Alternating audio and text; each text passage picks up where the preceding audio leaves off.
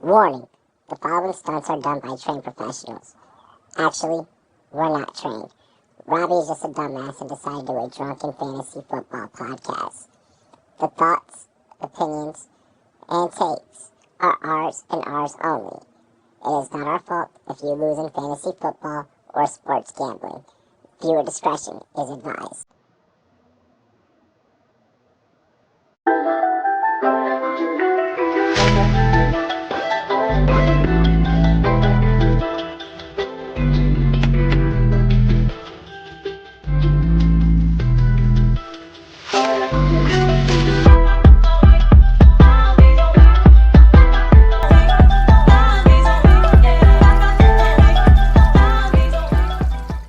What is good,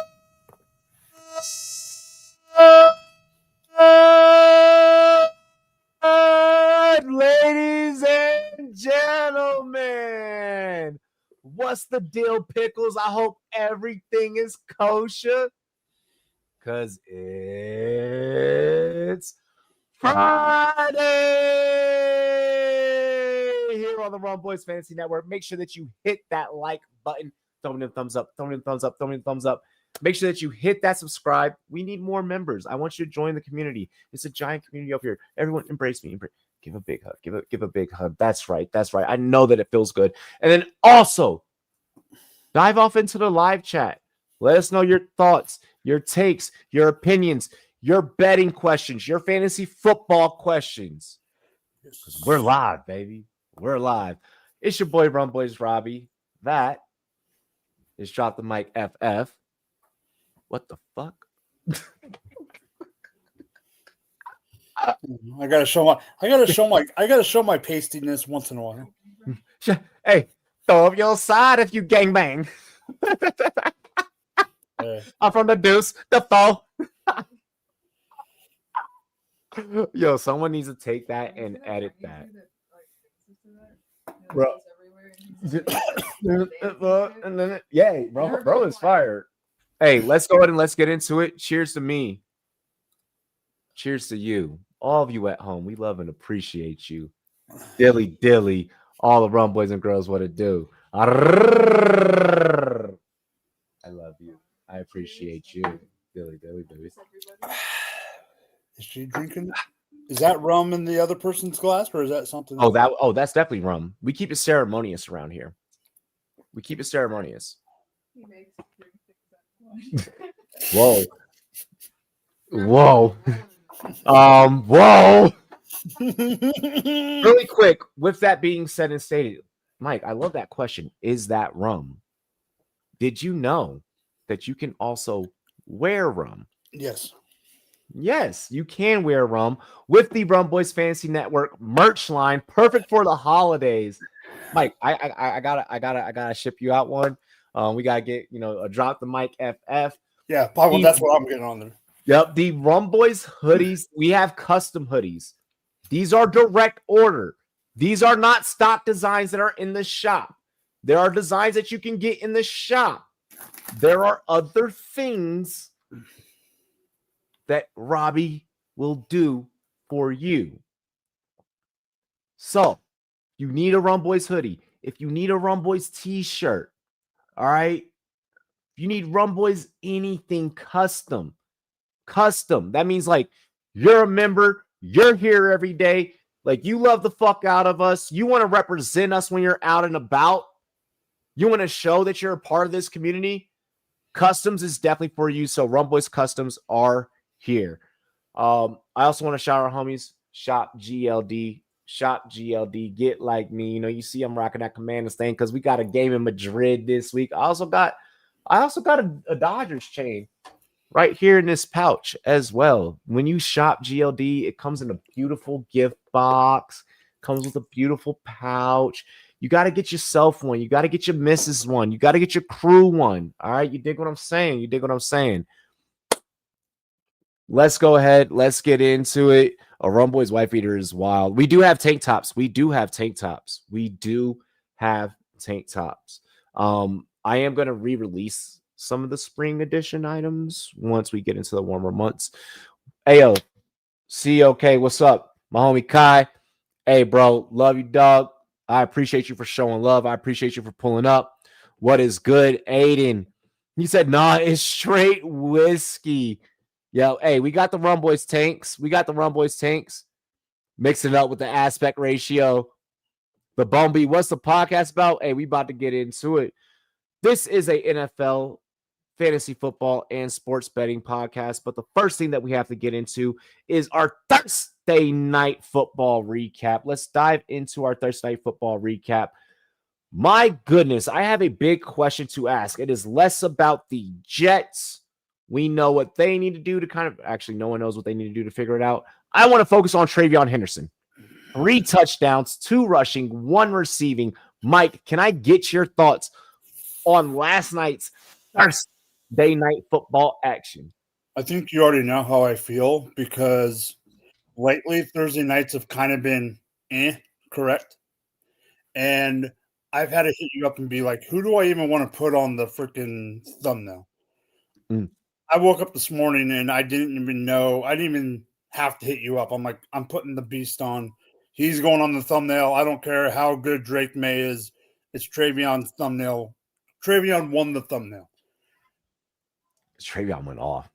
The thing that's crazy is, yes, he only had 60-something yards and, whatever. But he had it when it mattered. Even then, he had the most broken tackles. He had like 9, I think it was 8 or 9 broken tackles. Yeah. In the game. I hate to say this because you know how much of a so for what was his name that has just showed up and asked us, he's new to the crew. The Bumblebee. For you, Bumble, me and Robbie are also big time into rookie film and film of guys before they get into the league. And there was a running back that I even remember hitting you up going, this guy's junior college film is running people over. And that was Ramondre. And I was such a big Ramondre fan. But I've been saying all year that they need to give TreVeyon the chance, and they never did. Unfortunately, it took a Ramondre injury for this to happen. But I will say this. Didn't I say that earlier in the season? Didn't I say that earlier in the season, though? Yes, but also I was also the counter to that saying, Vrabel, get your head out of your ass and put the rookie in. Now, if Vrabel decides to take the rookie out now, he's an idiot. If Vrabel tries to take out TreVeyon Henderson at this point, I'm not going to go necessarily. Hear me out. I'm not going to I don't want to take the chalk way out of this question here. I think that if Vrabel has about a 2-week span to try and see if he can 50-50 split this backfield and to show that it can be efficient and win football games now at this point. We are talking about TreVeyon Henderson, who has set rookie running back records for this organization. Yep. Since I believe it's Curtis Martin and Sonny Michel. Yeah, it was Curtis. Thank you for making sure that I'm correct on that. I'm almost positive. I will fact check. With that being said, he's the first with two and 3 straight games between Curtis, Sonny, and himself. With rushing and receiving, it's him and Sonny. This man is in elite New England lore in the very early pits of his career. With that being said and stated, I understand the need to make sure that he can maintain fresh legs, because this is the back that more than likely, if you were New England, you were probably thinking that we're going to head into the playoffs and we're going to try and save him for that time. So him and Curtis Martin are the only rookies to have consecutive multiple rushing touchdown games. Hey, so see, there we go. We got 2 streams. Okay, so I'm now figuring out. So StreamYard did this weird thing where it's like you could film in vertical and you could film in fucking longscape. I'm going to put things back on Longscape, like straight up after tonight. So I'm just going to address that really quick. So is YouTube showing both of them? YouTube is showing both of them, but we're going to need the other one for when we start going live on TikTok. Yeah, I just want to make sure that YouTube was actually showing both. But I'm now figuring out, okay, how I have to work it with the StreamYard. That's one. With that being said and stated, I think that New England now finds them in a very similar situation in just the backfield. I am only including this conversation from looking at these two situations from a backfield aspect. So no one in the chat start bringing up records and all this crazy shit. From a backfield standpoint, New England finds himself in the Carolina Panthers standpoint, where is Ramondre Stevenson now about to get Chuba Hubbard? And I think that that is a question that begs to be answered. I think that Vrabel has a 2-week window to figure this out. And if in that 2 weeks he's not able to do so, then you need to be rolling with Henderson as being the lead. And we need to make this now probably a 65. I want to say 70-30, but maybe we're looking somewhere around the neighborhood of 65-25. Or not 65-25. But you know what I meant. But we'll wait and see on that.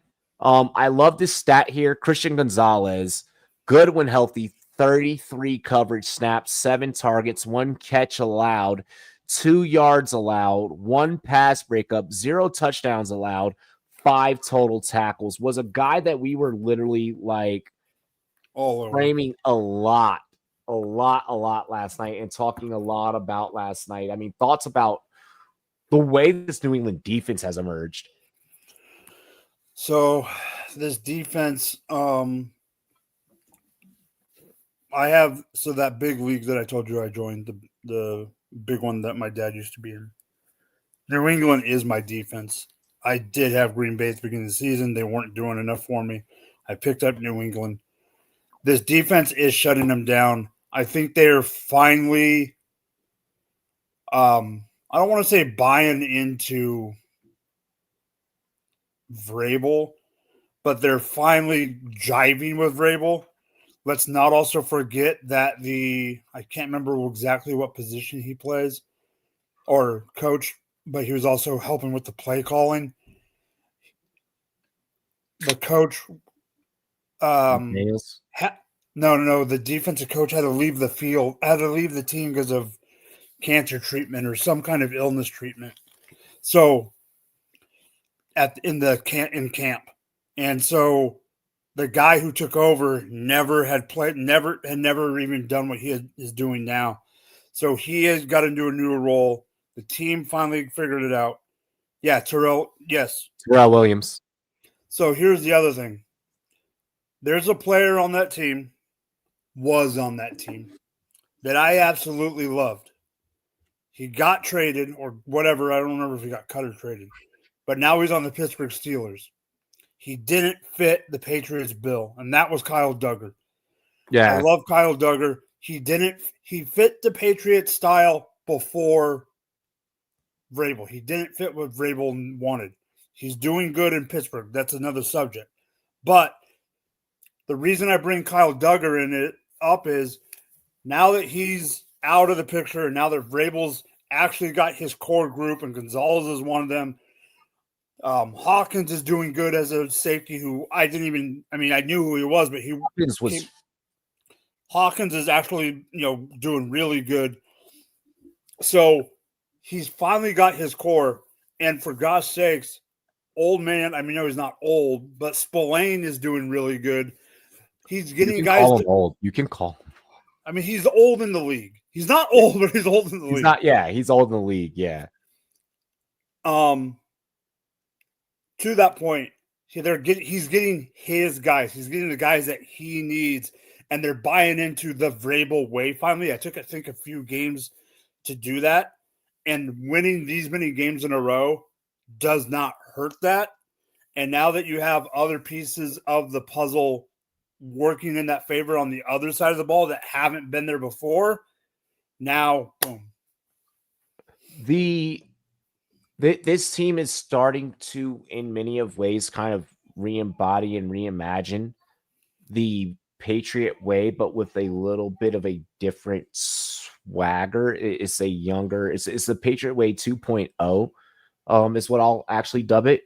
No, it's Make sure that you guys, hey, we're copywriting that. Hey, we're copywriting that. We're copywriting that. No one fucking steal that. Pat McAfee, if I see you talk about some Patriot Way 2.0, I will put my foot so far up your ass, boy. You don't think that you're the football that's getting punted. I think you're wrong. Hold on. Let me cook. Let you cook, but I have another way to describe it, but I'll let you cook. We're pinning that, Yeah. We're pinning that. Go. With that being, we're making fucking shirts. Go. We're putting Drake May on the front. Patriot Way 2.0. We're Mike. I need a shirt. Mike.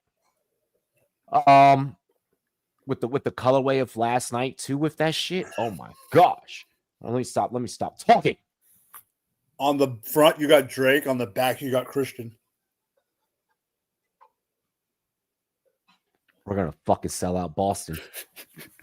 We're gonna fucking sell out Boston. We're gonna sell them all. We're gonna sell them all to Jay Batts' family.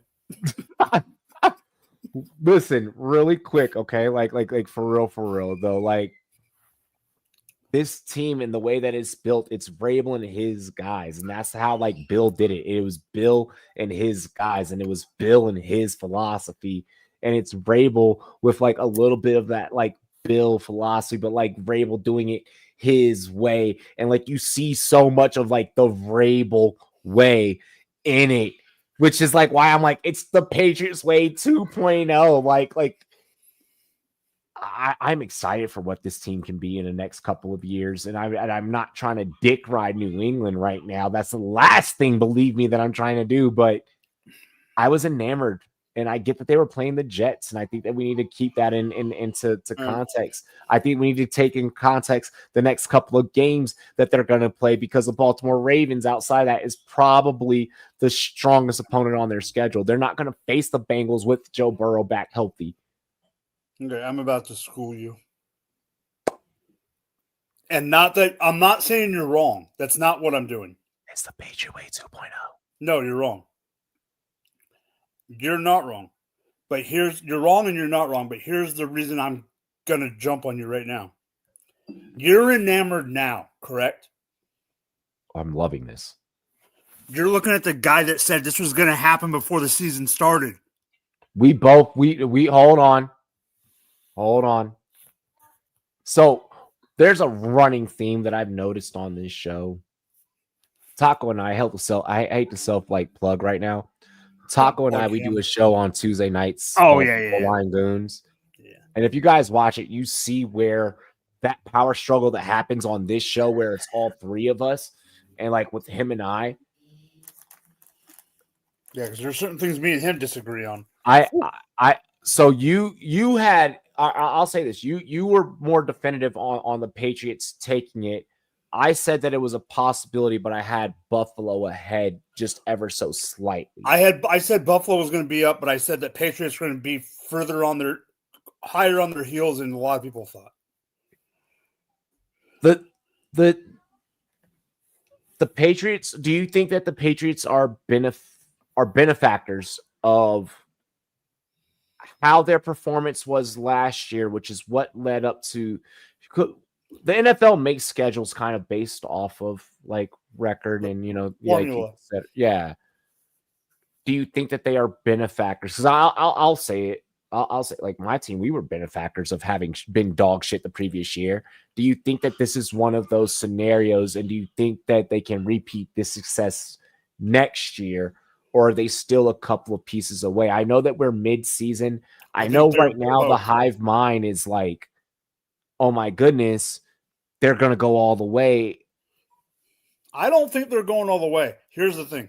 I don't think they're going all the way. I think they can. They can. I think they're a piece away. I think they're a couple pieces away. They're like two pieces away. To go all the way. But I do think, yes, they are benefactors of that. However, they've already surpassed what they've been doing. The Raiders beat them week 1. But it is still a win. Hold on. It is still a No, win. It is still a win. No, it is. But what do you say every week 1? We don't know what we're going to get. And that was the first game with this whole new crew. I do understand I do get that. But they've won so many games in a row. They have all this going on. I want to go back to you're saying Patriot Way 2.0. Please. The reason I want to go back to it is this. I think this is actually no. We can do that because the way you're framing it is sellable. The way I'm going to frame it is not. To me, it is improved version of the Titans way when Vrabel was there. Because, yes, he had So Henry. It's the Vrabel way. It's the Vrabel way. It's the Vrabel way. Because he had Henry, but that was it. Now he's got the better quarterback. He's got the better pieces. More importantly, Robbie, you know what's more important than having the better pieces? What's up? The better front office and the better backing of ownership, not selling A.J. Brown. Sadly, the Pats aren't. Positive Troll says, sadly, the Pats aren't getting more national attention than the Cowboys. On this show, we are not going to feed you Cowboys propaganda unless it is warranted. And at that point, it is no longer propaganda. We do not do that. We will not do that. And one of the reasons Vrabel was fired. One of the reasons Vrabel was fired not because of his performance. Vrabel was fired because of the bullshit and all of that. Vrabel was fired because they couldn't wrap their heads around the fact that they had a true Tennessee, Nashville type of guy. They had that in Vrabel. And they couldn't just settle on it. They had to hurry up and just rush something that didn't need to be rushed. No. My last statement is this. This is my last statement. We're at 23. We're at the minute mark, whatever. Here's my last statement.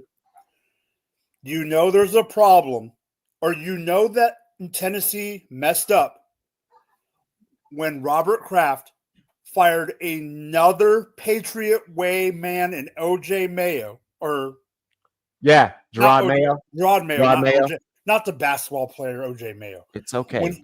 When he fired Gerard Mayo, who was a coach for Belichick for years, fired him after one season to bring in another Patriot, you know that the way is the Vrabel way. Is you know what? We're gonna make shirts for both. We're gonna make shirts for both.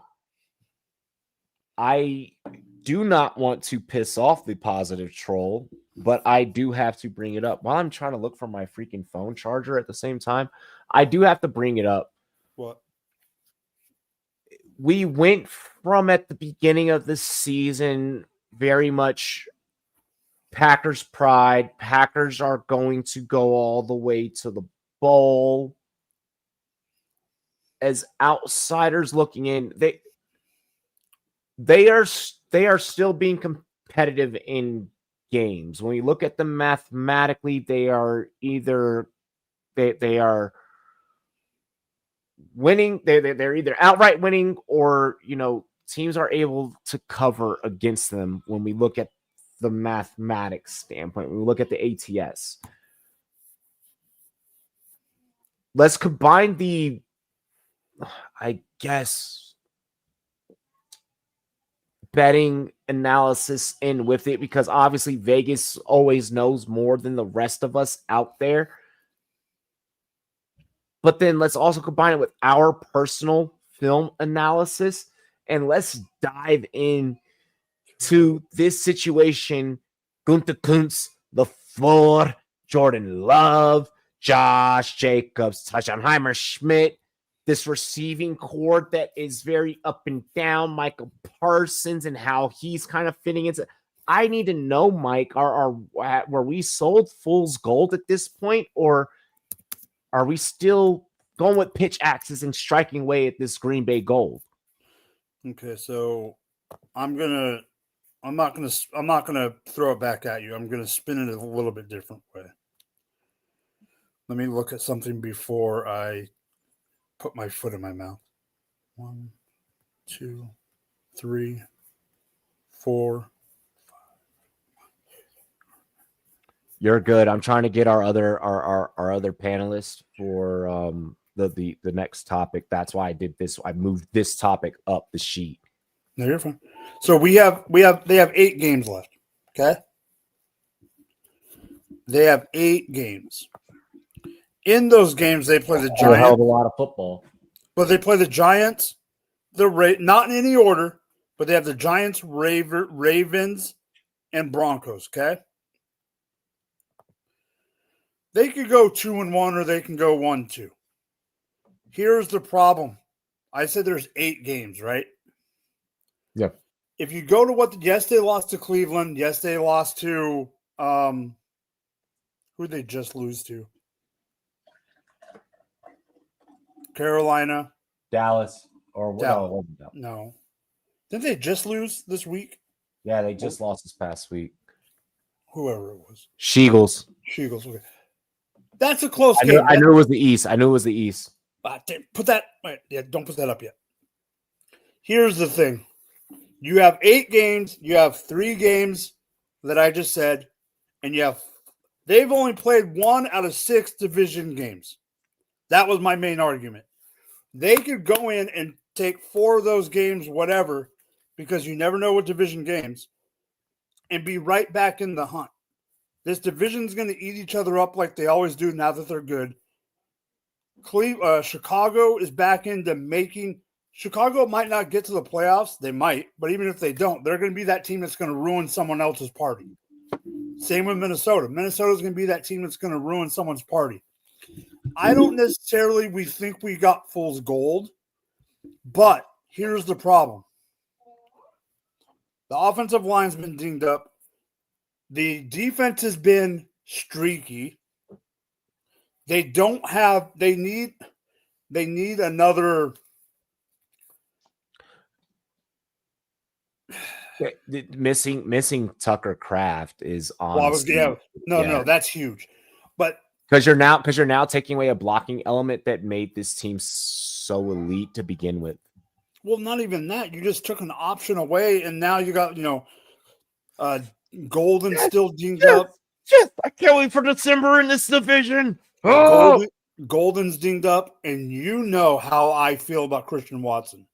I don't like the dude. And it's not that I don't like Christian Watson as a guy or a player. He's not the kind of guy that I mean, yes, it's kind of. So, all right. Well, speaking of Christian Watson, did you Dubs is the guy I'd rather have. Did you hear about the rumor about the Packers wanting to? They were willing to will and deal a trade for Jonathan Taylor that involved draft picks, but on top of the draft compensation, Christian Watson would have had to be a part of the deal. And they said no. That's my answer. Bye. I would have been like, Christian Watson, you got to go, bro. You got to go. I'm sorry. Bye. This is what also led to them getting Josh Jacobs too, though. I don't care. Bye. Who's having a better last year and a half? Josh Jacobs or Jonathan Taylor? You know I'm going to go. You know I'm going to go with JT. You know. No, because that's the only I interviewed Josh Jacobs, and I'm going to go with JT. No, it's not an argument. No, you can't. There's no me. Okay, how many times do me and you argue against each other just for devil's advocate and just? There's times where you take a side just for TV, right? For production purposes, yes, we'll do that occasionally. Occasionally, not that moment, chat. We're not doing that to you. This is not a bit. But there's times where we have to do something. This is one that no one that we know, like on the circles that we would do that to, could rightfully do that without being checked.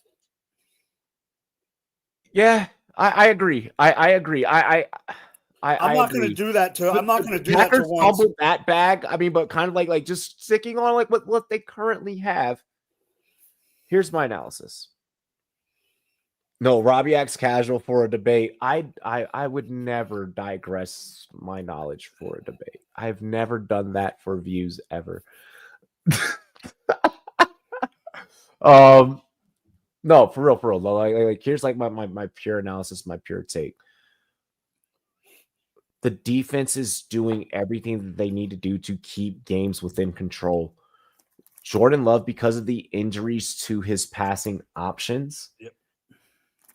is having a more of a detrimental time, a more of a uphill battle, week in and week out, which makes it very hard for my fantasy football followers out there for you to go out there and start him with confidence. I would not be starting Jordan Love with confidence until we can see if this situation from a vertically passing standpoint can come to a kumbaya type of place. We are not singing that right now, and I think that we're very far ways away from that happening with this passing game. 5 division games left. Excuse me. In a division of which it will cannibalize each other sooner rather than later. What did I say at the beginning of the season? I was like, I was obviously I was higher on JJ McCarthy than what I have became, but I was like, hey, it's Jettis. So maybe, we're looking at Lions 1, Minnesota 2, Green Bay 3, but all of them getting in. I think that we are still sitting somewhere around that. I think that Green Bay needs to figure out a conservative play calling strategy for Love to be efficient. I'm talking, hey, let's start working into the flats. Middle of the field is going to be obsolete just because of the tight end situation, unless Luke Musgrave can be Luke Musgrave before Tucker Kraft got there. And if Luke Musgrave is able to just relace him up and then refit back into those shoes, then maybe it's not as big of a problem as losing Tucker Kraft. And maybe we're over evaluating the Tucker Kraft situation. With that being said, we have to go off of what we know and what's presented to us on paper. So what's presented to me on paper, I say for Packers, let's go out, let's attack the flats. Middle of the field is probably not going to be there. So it's going to be short game, working the outside receivers, a lot of slot work. The way I'm going to attack the middle of the field, fucking 5-7 yard slants across the middle. I'm hitting fucking linebackers across the face. Like, that's the way that I would do it. This is a damn good team. I don't want to say the Super Bowl aspirations are far-fetched, because we've seen the Philadelphia Eagles last year, kind of struggling a week in, week out, and then like kind of towards the tail end, they just started blowing teams out. And they kind of like work through, their issues. So I think the Packers can take that same trajectory. When you have a coach like LaFleur, anything's fucking possible. The sky's the limit. Agreed. I'm not out yet. I'm not out yet, but there's a lot more player. We'll get into it later too, but not just tonight, but in general.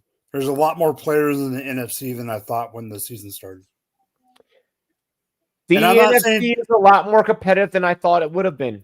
And I don't even mean just on the very, very top. I also mean like in the top to middle, that are guys that'll like beat other people. Like, perfect team. Perfect example of a team that just beat this team. Carolina's beating teams that they shouldn't be beating, and they're going to knock someone, like, just like that kind of stuff. So let's peer into Carolina for a hot minute. They're 5-5. They face hot Atlanta, who hasn't been so hot this season. What are your thoughts about Carolina? They're 5-5. Dowdle's now the lead guy. Dowdle is showing me this capability of being able to take over games by himself. I said it This is a dark horse. They can pull this off. They can do this. Are we buyers at this point or not? The NFC South is convoluted, so this is actually a really good conversation. Okay, so I know we normally save it. I know we normally save certain things for the end of the show, but I'm not on this one. Carolina's beating Atlanta. Bang! I put it in my work pool. And I said it Tuesday night. I said it Wednesday night. I said it Thursday night. I'm locking down Friday. It's a lock. We're locking in Carolina. That's a cast lock. That's a cast lock. So here's the thing. It's a lock, boys. Bet it. One of the things you're bringing up is exactly, you brought him up, and I knew you would, so I wasn't going to tell you to stop. I was cooking. I have never been aboard of the Chuba train. And the only reason I think the Chuba train started at the beginning of this year, and they had what it did last year. Well, no. But what I'm saying is they bring in Dowdle, then decide to pay Chuba. So when they decided to give Chuba the check, they were obligated to give Chuba the first crack at the workhorse back. Then he goes down. Dowdle was working his way in. Then he goes down. Dowdle solidifies it with that 200-yard game. Then proves that it wasn't a fluke. Then the game that Chuba came back, Chuba only got a handful of carries, and Dowdle took it over again. And now he's totally solidified it, and it's not a dual threat, whatever, or dual backfield.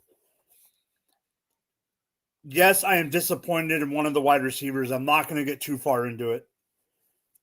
McMillan is showing up at times, but he's still a rookie. It's very much rookie appearance. Which I'm okay with because he also has. I said that was going to happen, though. I did say that was going to happen. He also does have a 5'8" quarterback throwing to him. There's that. There is that, but I mean, this is also the same motherfucker in his junior year. I get that he changed it, but he said that he doesn't he depends at the end of the day. Even when you say something like that jokingly, you're a type of athlete that does depend on your athletic ability. Like me, I'm not the type of person that's going to depend on my athletic ability. I'm athletic. Yeah, I can easily. I did today during golf, and my God. But here's the thing here is the wild card of the Carolina Panthers. That defense is actually showing up. JC Horn, when they need Horn oh my gosh. What JC Horn is doing, bro. Continue. You got JC Horn, you got Brown on the line. They're not great. The defense is not great. That's not what I'm saying. They are bendish and breakish. Bend and don't breakish. But they're bending when they have to be. Okay? So, due to that fact, that's what the true wild card of this team is not a player. It's Dave Canales. And having a year under his... I think it's Bryce Young. I think this team lives and dies by what he is capable of doing. Yes, you're right. But I also think that Bryce Young is Dave Canales. No, because I'm sorry, but if Canales had a quarterback of better stature physically, I think that we're talking about a completely different business operation here. Let me ask you this. I don't think that Bryce Young should be in. No, I'm not saying no. I'm not disagreeing with you. That was so mean for me to just whisper. No. I don't completely disagree with you. Let me say this. I think you would have more animosity towards Bryce Young currently. Your statement will be stronger in your own head if Canales wasn't the head coach. I think that Canales is part of why they're winning. That's what I'm saying. I think it would. I think Young would look I think Young would look worse if Canales wasn't the head coach. If Canales wasn't there, oh my God, I'm there's saying no way I wouldn't be able to go live and tell people, hey, we're betting Carolina this week. Do you know how many times that I've betted Carolina and I've won? That's what I'm saying. That's exactly my point. Canales got Baker started at like the rebound. Then he got this job, and then, yes, no. I've won 4 times on Carolina. I've won money four times on Carolina this season. I mean, yes, Baker's proved it. Bryce still needs to prove it, but Bryce would not even have a chance next year. Like, for instance, Bryce is gonna get one more chance next year. If Canales wasn't his head coach, next year would be a new quarterback behind center, guaranteed. He's done enough this year to get one more shot. I agree. I agree.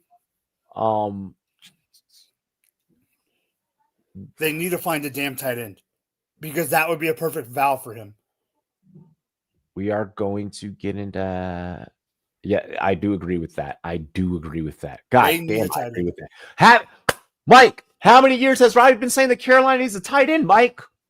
How many years? What year did I meet you? 21. Jatavian is not getting used. Stop trying to sell me on Jatavian Sanders. I tried to sell you on Jatavian Sanders, so you can't try and sell me back on my idea of Jatavian Sanders. I thought that Tommy Tremble could be a thing. I thought Tommy Tremble can be a thing. You want to know what's a problem? Is Bryce doesn't fucking look. He can't. He does. He looks into their butt cheeks. He's shorter than Kyler. This does afford us time to get into another topic because for the topic that we've been stalling for. Yes, I know. We have to stall. Well, that's after halftime. Well, I mean, he's here now, so then I have time, so I might as well cook this up, get into halftime. Fuck, college football's on the other side, and I know that's what. Do college now and don't bring them up until after halftime. I have to do college football on the other half. That's how I know. I'm watching college football right now. I have 10 more minutes so I can put on college football. Are you watching? My screen is on this, and then my phone is looking up topics. All right, then I'll give up. 16-13 Louisville. Damn. My brother's at the game. Is he cooked? I'll not know. He went with the wifey. He ain't cooked. The wifey can't get cooked? And they're in parent mode right now. Bro, I pray to fucking God they beat the dog shit out of Clemson. They're in parent mode right now. 2-3 years back and stand and forget. All right, ladies and gentlemen. Do we bring him up now and knock this topic? No, I feel like I should just roll halftime. No, I think we should freestyle a different topic and then roll into it after half. Yep. All right. But bring him up. TDS Taco. We'll just bring up that topic after half. Yeah, and I'm gonna lead with that topic. Hit college football. Then we're gonna go best bets. We're gonna get the fuck out of here. Yeah, we're good. So we'll just not bring it up. Yep, got it. So what's the wild card? What's the wild card? I meant the wild card topic. I know. That's what I'm saying. NFL International. Ooh. NFL Madrid is what we are going to talk. Really quick, Daddy Yankee is going to be performing. I just want to. I heard he won't be performing Gasolina. He will not be performing Gasolina with Bad Bunny. I do got. That doesn't mean that he's not going to be performing Gasolina, papi. Like, escucha me, por favor. Like, listen. If anyone I have something to say before we get into this. If anyone in the chat or anyone on the screen knows who was playing at the halftime show of the Dallas Cowboys Thanksgiving game, please tell me.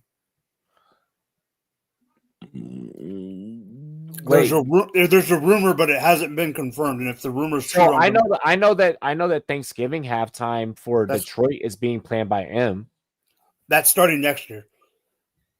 I thought it was. Oh, it is next year. They've already confirmed the Temptations. Oh my god! That got confirmed today. Oh, that's Maybe it's M, but I thought M was next year because they confirmed the Temptations and then confirmed M.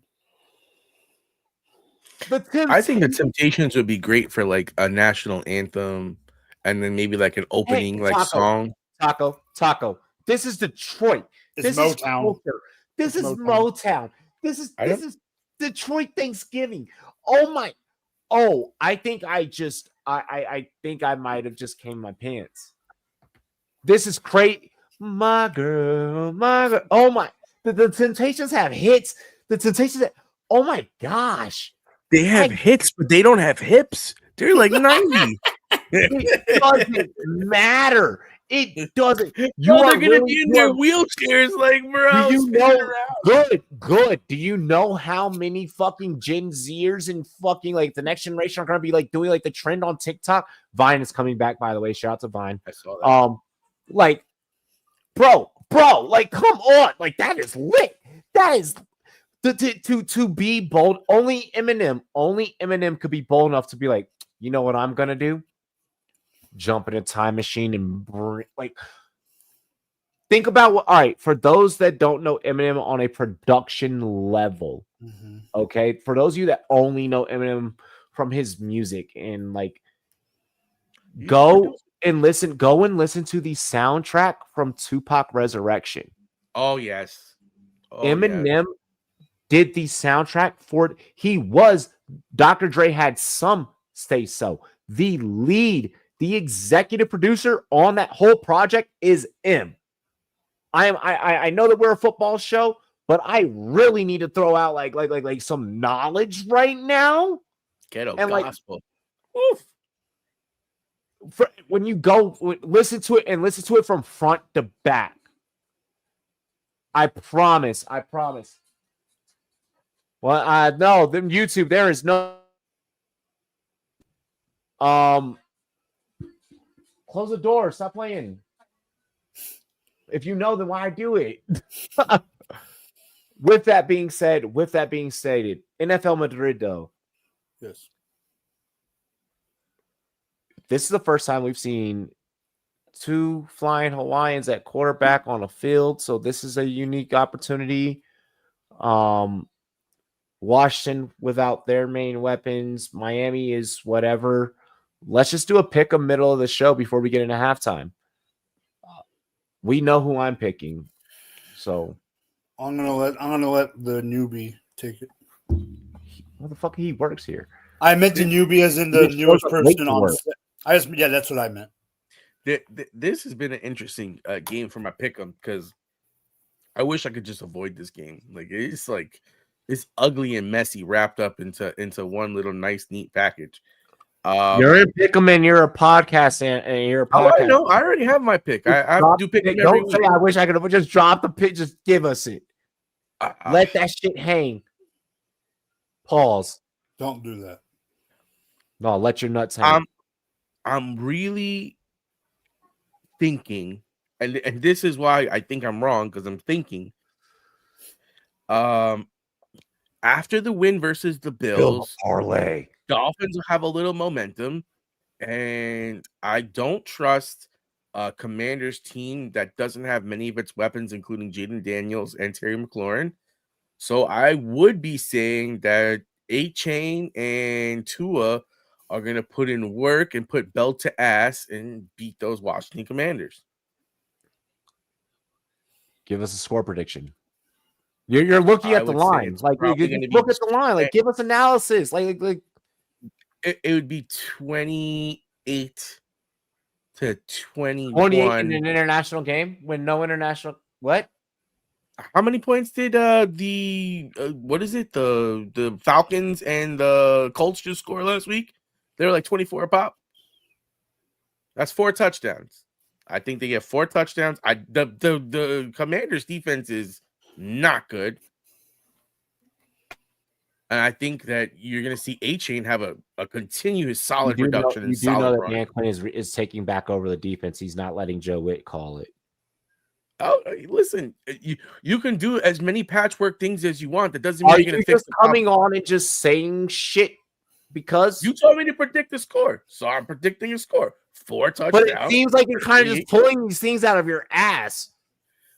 That's a 49 over under, which isn't ridiculously high in the NFL. Now, for an international game, it may be a little bit high, but we just in an international game with an over under of 47.5. You're predicting 49. That's 2 points over. That's not crazy. So you're predicting 49. Yep. The spread is 2.5. Who are you taking on the spread? Which will tell me. I have a 7-point. I have a 7-point win for the Dolphins. 28. Okay, 21. Mike. I had to throw that out there because at first you were not putting any of that into context. None of that was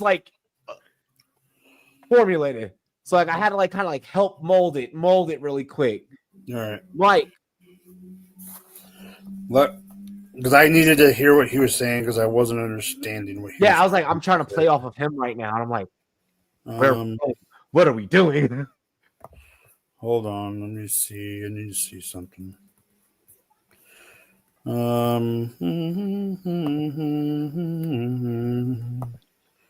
Wow.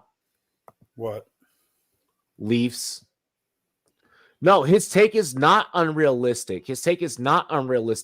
But I wanted to blossom that motherfucker. Grow, flower, grow. Get out the concrete. Yeah. I gotta say though, A-Chain is starting to really differentiate himself. He's in a very similar situation as the Jets were, but the only difference is that since they lost Tyreek Hill, they got better. They lost a weapon and got better, but they lost a weapon that was toxic, so that's what made them be better. I'm giving parts of my Mike, please go. Okay, so here's the thing. I was trying to find a stat and I couldn't find it, and it is what it is. I was looking for something, but oh well. Actually, here it is. This is exactly what I was looking for. I just couldn't find it on where I thought I could find it. All right, I am going to that real quick, and I am going to find that. I really went the whole rest of that shift without getting a fucking call. All right, there we go. Now I got it. This is an interesting matchup. Because of all the injuries and because of everything, yes, it is an interesting matchup. I get some of Taco's points. Yes, I do 100% believe that A-Chain is going to continue his success. But you know who else I think is going to have a good game? Mr. Robbie. Oh. Who do you think I think is going to have a good game? On which side of the ball?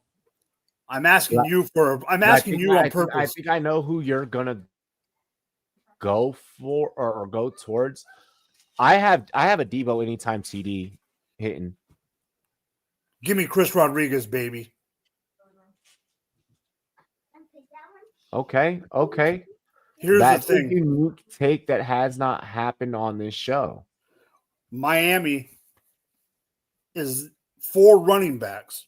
Miami is the 5th best option for fantasy purposes when it comes to going against for fantasy adjusted for schedule. Miami is 5th worst in the league against the running back. Bill's touches have started to go down. I think Bill does better with Bill at the beginning was doing all right with what's his name? Mariota. But as of late, you do know you're on mute, correct? Bill is dependent on the rest of the roster being healthy. Mariota or Rodriguez has gotten more as of late. I am not disagreeing with you whatsoever about Debo. But the other one that I think is going to have a good game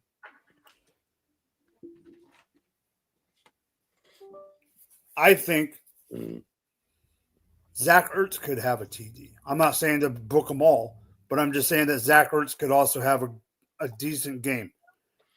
But, Taco, you are 100% 100% right at the same time, sir. Washington's defense is struggling. Yes, Robbie, you were right. Quinn is going to take over. Is that going to solve all their problems? No, because I think a lot of their problems are also just the 11 men that are on the field. Wagner is starting to look old. This team is starting to struggle. However, 27-24, Washington. Fuck, you took my exact score. Fuck, you took my exact score. Three scores. One. That's even more than I had. But I have 3 touchdowns apiece and 2 field goals.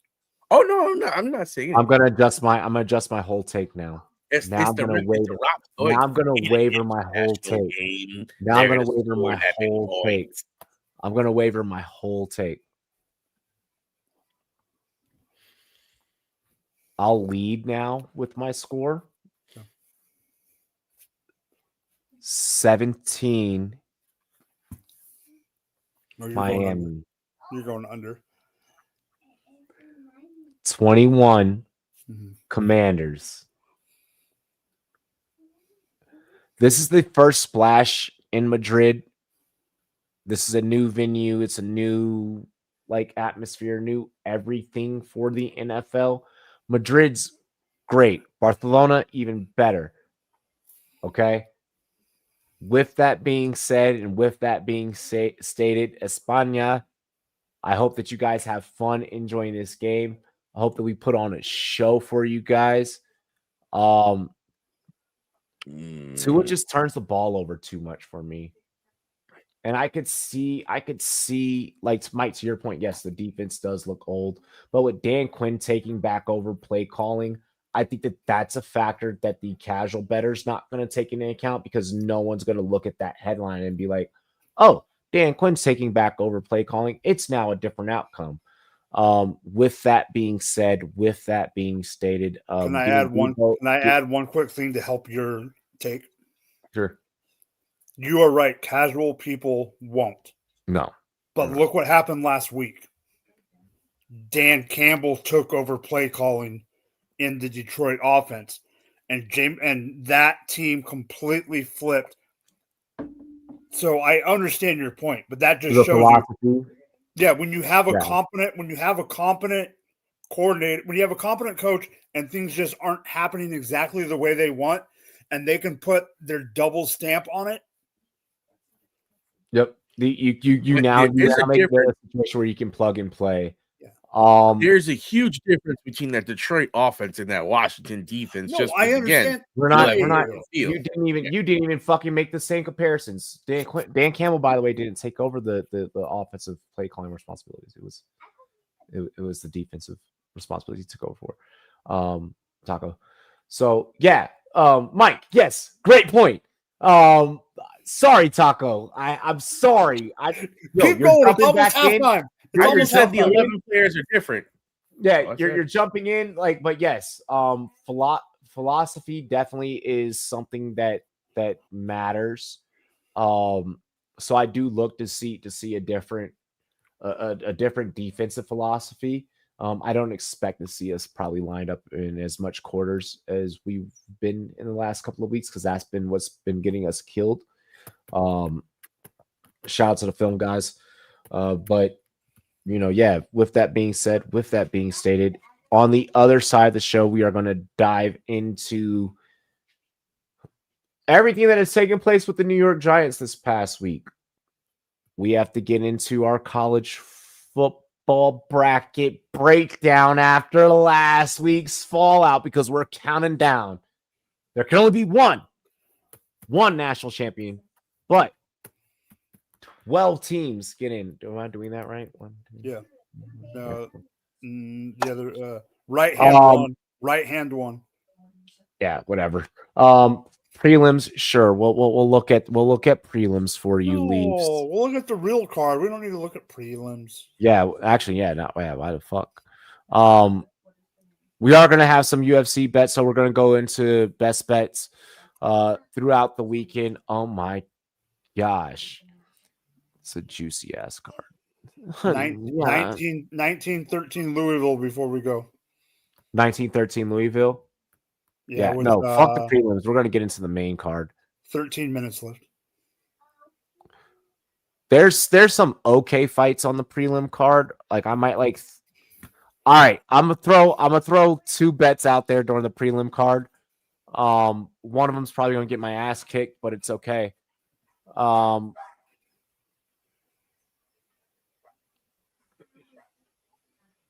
have somebody throw out the other bet so I don't have to. Whoa. All right. Cheers to me. Hold on. Let's do this the right way. Before halftime. Show's going great, boys. Excited to see you on the other side. Excited to gamble on the other side of the show. You guys have gotten a lot of fantasy from us so far. Got a little bit of gambling. We got plenty of more.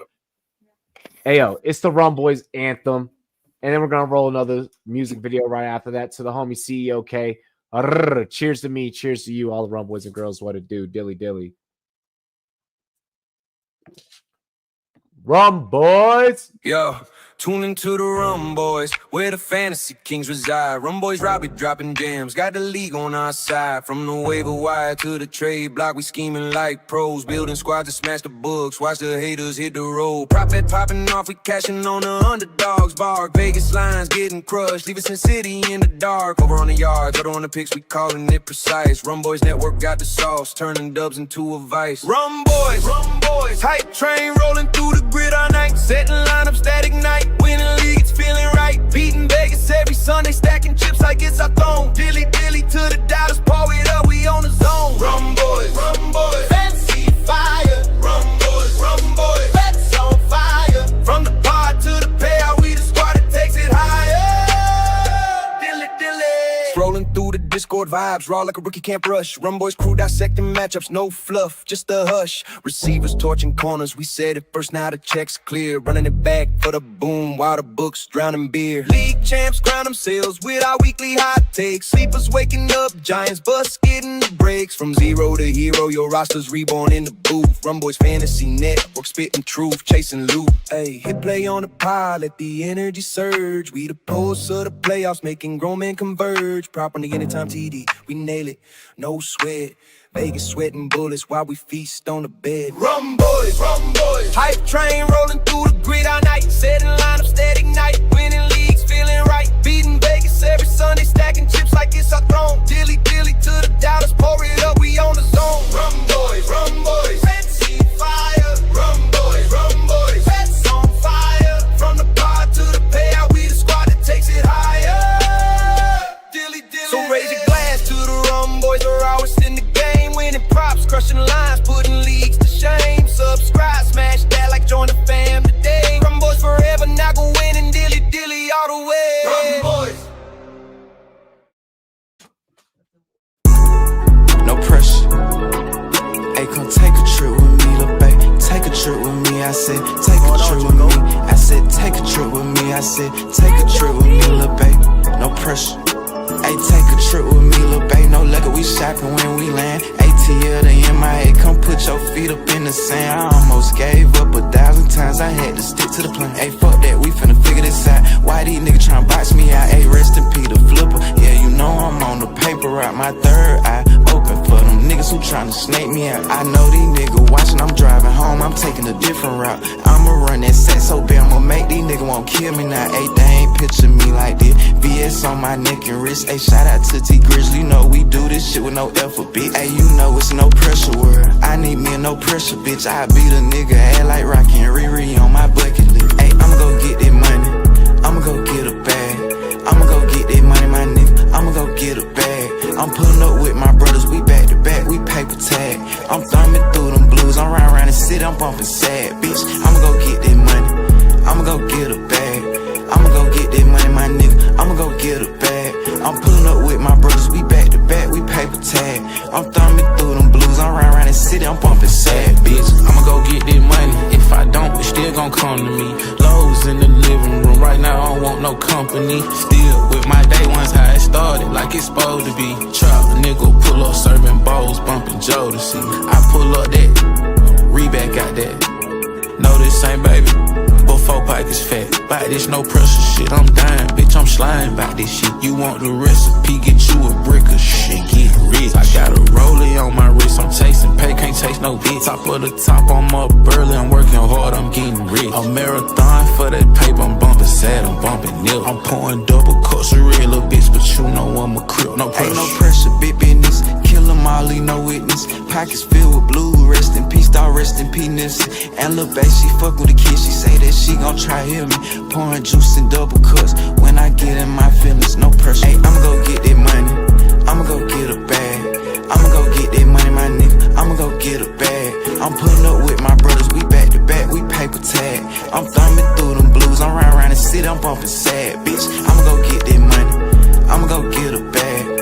I'ma go get that money, my nigga, I'ma go get a bag. I'm pulling up with my brothers, we back to back, we paper tag. I'm thumbing through them blues, I'm round the city, I'm bumping sad, bitch. Hey, yo. What up, you fucking pirates?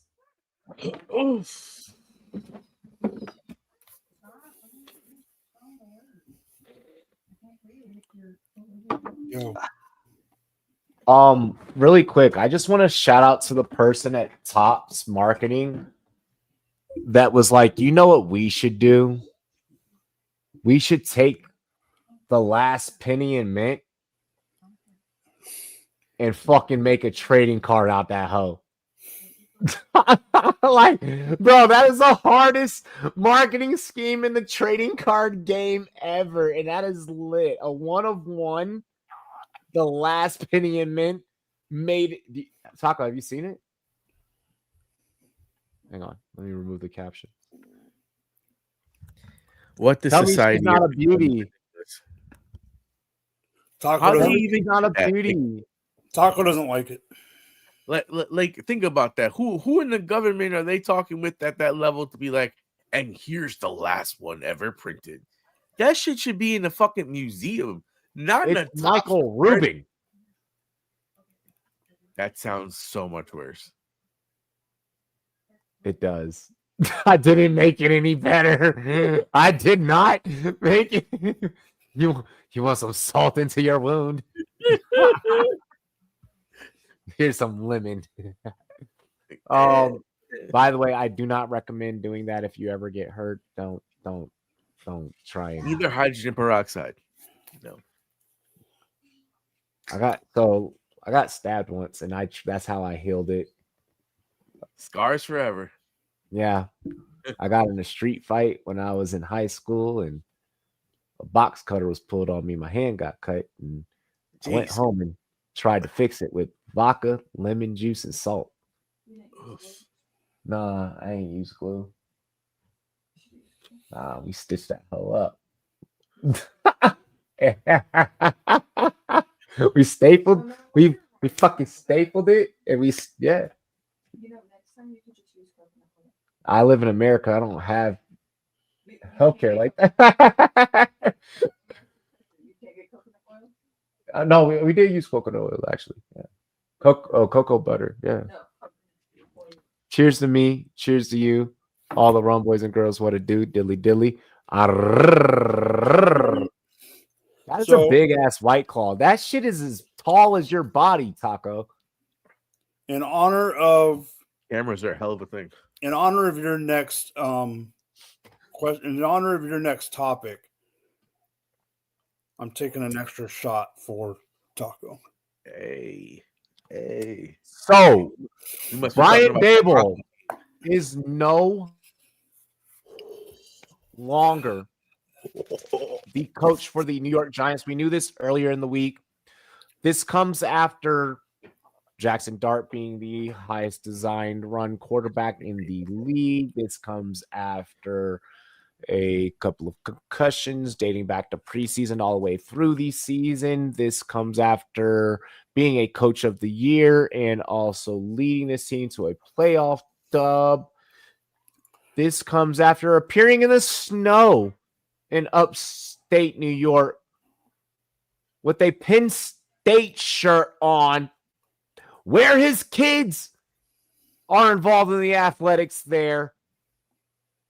Taco, I'll let you take it away. You're a New York Giants fan, so let's just let you rant. I'll let you just rant. I'm not going to add context. So first, before I say anything, the internet kind of cut out when you were saying the name. So instead of saying Brian Dable, I thought you said Mike Vrabel. And I was just about to be like, oh Wow. my God. Well, No, I mean, your internet cut out. Your internet. so I'm saying the internet went out. That's what I heard. Yo, New York has internet like North Korea. It just comes in and out. Like, Oh, I don't know about that. actually, But it's internet.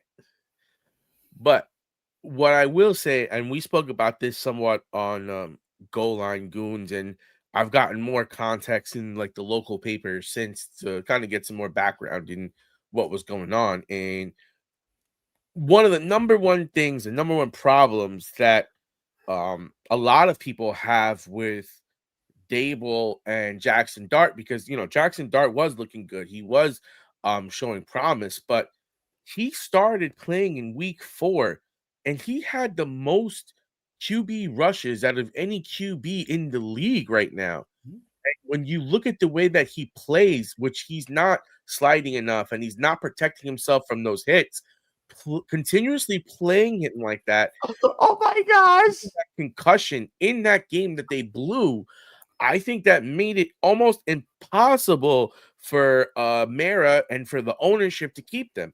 They were already ready to fire him after the Denver game. The Cowboy game really lost him a lot of salt, but then you had the Denver game where you coughed and choked that bad boy up. They were ready to let him go. They kept on, cooler heads prevailed, and then you have a game where not only do you lose just as badly as the Denver game, but then you also lost your quarterback to a concussion, and you look at the sustainability of the offense that they're running with him, and it's just not sustainable. And it's in part what other offense were you gonna run with no Malik, with no Cam, no Nada? Literally, you don't have the players that you normally have in this situation where you do lose Cam, you are losing Leak.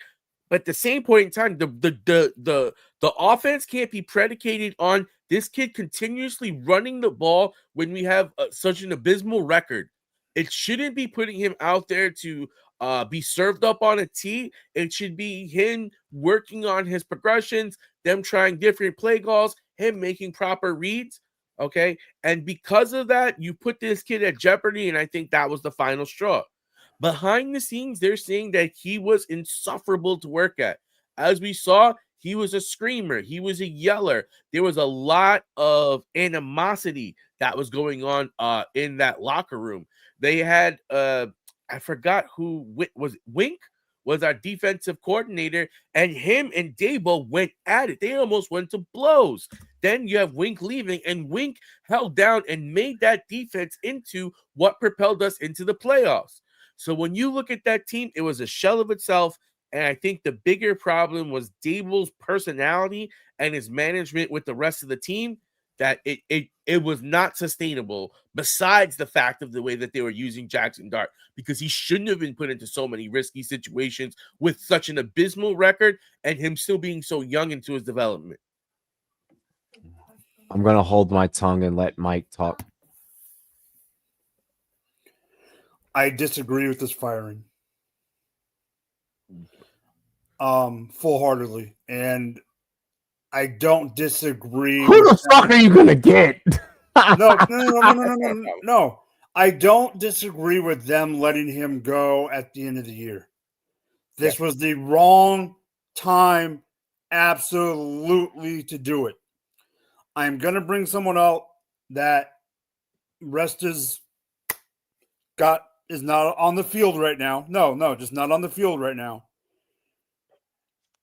If Cam Scatterboo did not get injured, I truly believe this would not be happening. Because the momentum that this team had going for them with the two Caucasian brothers, whatever nickname you wanted to give. Creatine Caucasians. Yeah, that's what it was. Creatine Caucasian. There was too much going on. Yes, he's calling them the Caucasian brothers. Whatever. What in the racist fucking hillbilly shit? Okay. They're Caucasian crackers. Okay. Okay. Here's the thing. I was like, Rich. One thing that you brought up, Taco, was the fact that yes, he came in week 4 and he has the most rushes and all this, all that. Oh God. Oh I God. understand the play calling. I understand that he's called a lot of, actual play calls, whatever. Like, they're not just him scrambling, they're also play call design. It's not Dable's fault that he's not getting down. It's no. Okay, so Dable cannot control that, and that's where I agree. Hold on, that's where I agree. That's where I agree. There was already an indictment. There was already an indictment on Jackson Dart about this. Before John Gruden brought it up. John Gruden brought it up before our homie Gruden brought it up. This was brought up during the scouting and the combine process. It reared its ugly head again in the NFL. This is not a bad thing necessarily about Jackson. It is a bad thing when we talk NFL standards because, hey, son, I need you to get the fuck down now. If I tell you to get down, boy, this is what the fuck I mean as your coach. Yes, I'm running into the blue tip because motherfucker didn't I goddamn tell you now already one time and you ain't gonna fucking listen. Now I want to goddamn like that's what it is where I understand. I understand because of I think that this is where my passion as a former athlete comes into play as a athlete because I was also undersized. I had to play cerebral up in every sport. Pretty much except for track because I just outrun you and that's your fault that you're slow. Get in shape. But like in most sports, like I had to like account for something.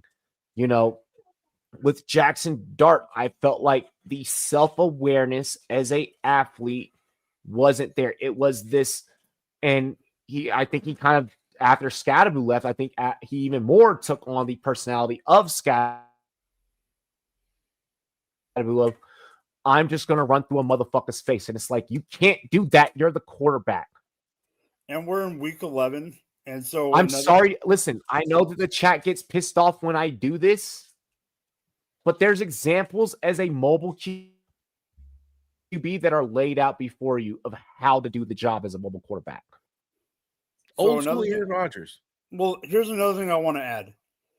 We're in old school Aaron Rodgers. I'm talking like you need to be looking at Steve Young. You need to be looking at Cunningham, Moon. You don't need to be looking at. I'm going to be honest. If I'm coaching, I don't want my kid. If I see that I have a kid who's leaning more towards that mobile quarterback-esque thing, I don't want you watching Lamar.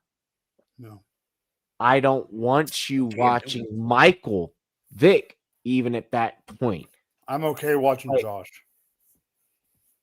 Hurts? Or wait, Josh who? Allen, I'll say yes. Steve Young, I'll say yes. Jaden rookie year, I'll say yes. RG3, fuck no. Mahomes. He was trending towards an RG3 type. Mahomes. No, the last hit that happened in the pocket. So get your shit correct. Mahomes. Oh, you had nothing to do with scrambling. Had nothing to do with running. He wasn't even mobile during that hit. But one thing I want to bring up about the situation with Dable is, yes, Scadaboo's out, and with Dart, I mean, but with the Vrabel sitch, with what? Oh, really quick, because I think we're about to say the same thing.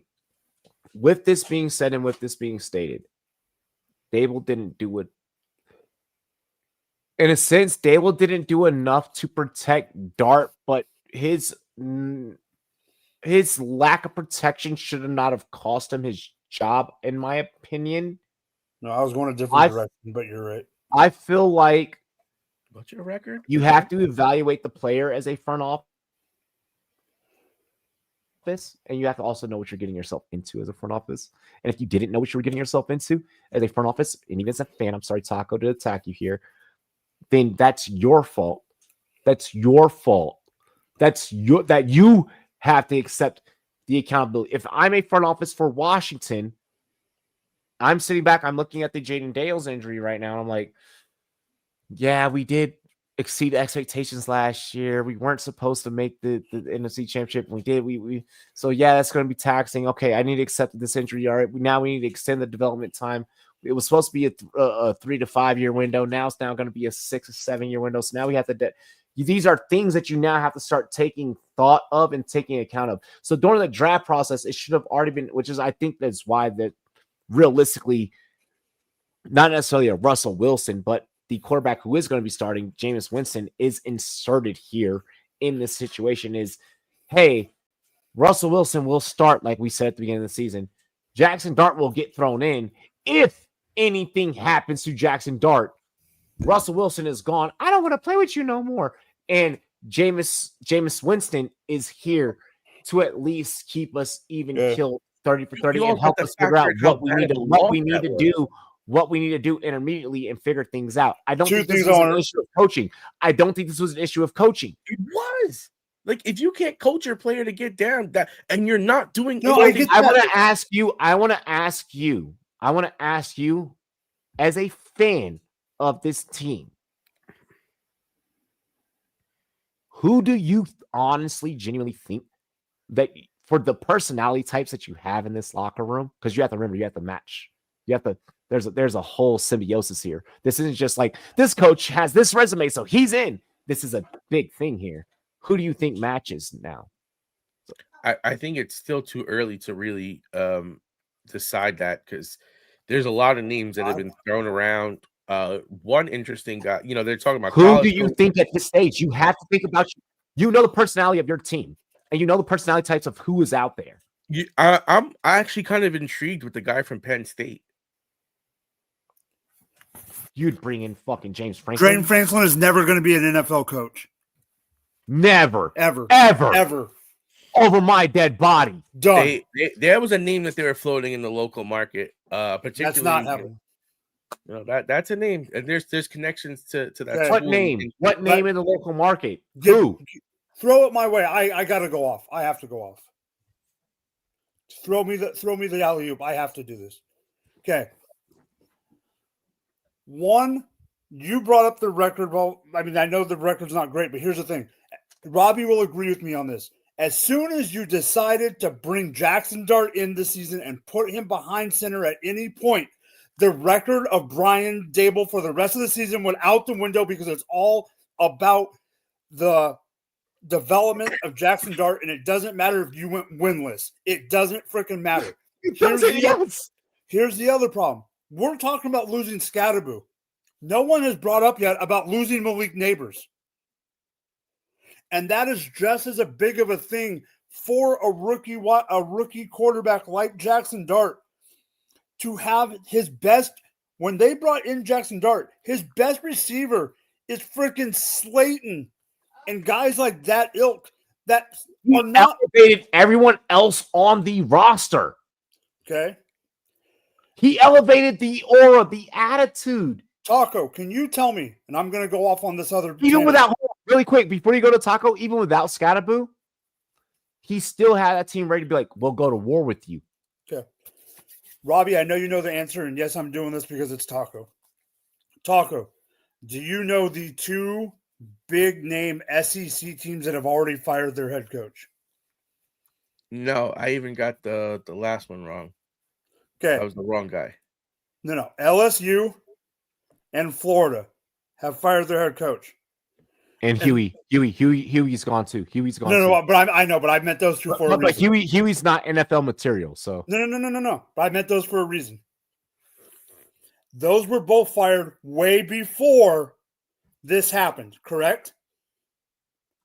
Robbie, those happened 2 weeks before. There has been rumors about a coach leaving their school to go coach either LSU or Florida. I think that coach is a wild card to go to New York now, because he was Jackson Dart's college coach. Lane Kiffin. I think Lane Kiffin is a wild card to end up. Bro, so why would it's funny they asked him that question. Why would I say it? Hold on. Why would I say Lane Kiffin? Everyone's like, this motherfucker doesn't know what he talks about. But then after I say Lane Kiffin, every other big name fucking person on ESPN, CBS, Fox, and everyone's like, oh, well, now Lane Kiffin, yo, this is proof though. This is proof though that we don't get our credit as a show. Niggas don't know that we're really like that. We're really like that. You also heard? Did you hear who has also contacted Lane Kiffin? Jackson Dart's dad. Tennessee, yeah. Well, Jackson Dart's dad reached out to Lane Kiffin, and they were talking about it. Jimbo Fisher is NFL, right? And what they said was, it's too cold for me to coach in New York.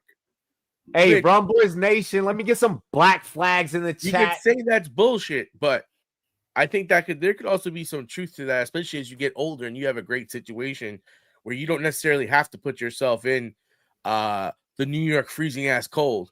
Where if you're gonna have a playoff games, you're gonna be going through the fucking brick. I'll say this: Lane will not be the head coach of Ole Miss next year, one way or the other.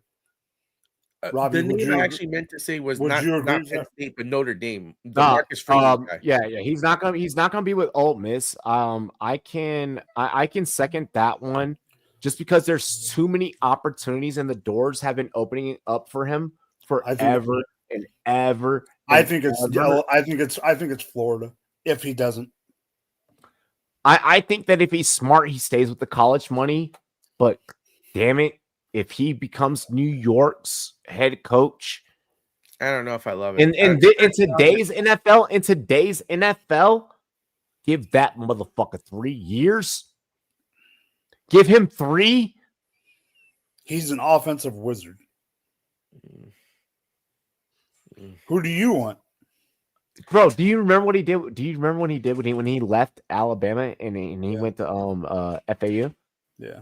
So who do you want, Taco? I kind of like the idea of Chucky. Chucky ain't going there. Oh, Chucky's not. Chucky, I think that Chucky has so much visual. I think that Chucky has so much visual towards the NFL at this point. That's why he would go there. No, I don't think that's why. Hit that like button, chat. Hit that like button. Clemson just took the lead. Clemson took the lead. God damn. 7 minutes. Dang, I was gonna try and set a goal and it won't let me. It's acting weird. It's acting weird, chat. It's a check. All right. So following Dable, I do actually, and we just brought in Lane Kiffin. Speaking about that, I do want to get in to some college football talk. I think that that's appropriate. I think that we should start talking about the college football playoff as we kind of already started doing so last week. Let me just post a poll really quick. Oh, I haven't. I'm looking at it. What should the poll tonight be? Should it be who makes a 12 in the CFB? And what should the options be? What team from it? What is the non-power 4 team that makes it to the tournament or makes it to the bracket?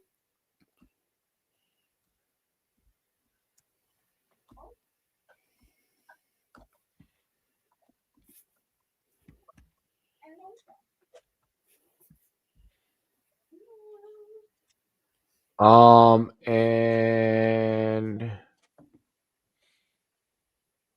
boom. That should start a Q&A. It didn't give us a poll. I was trying to post it as a fucking poll. So what do you think of the chances of repeat champion? Hi. With this new with Ohio State is obviously going to go all the way. So I'm not going to go that deep into things.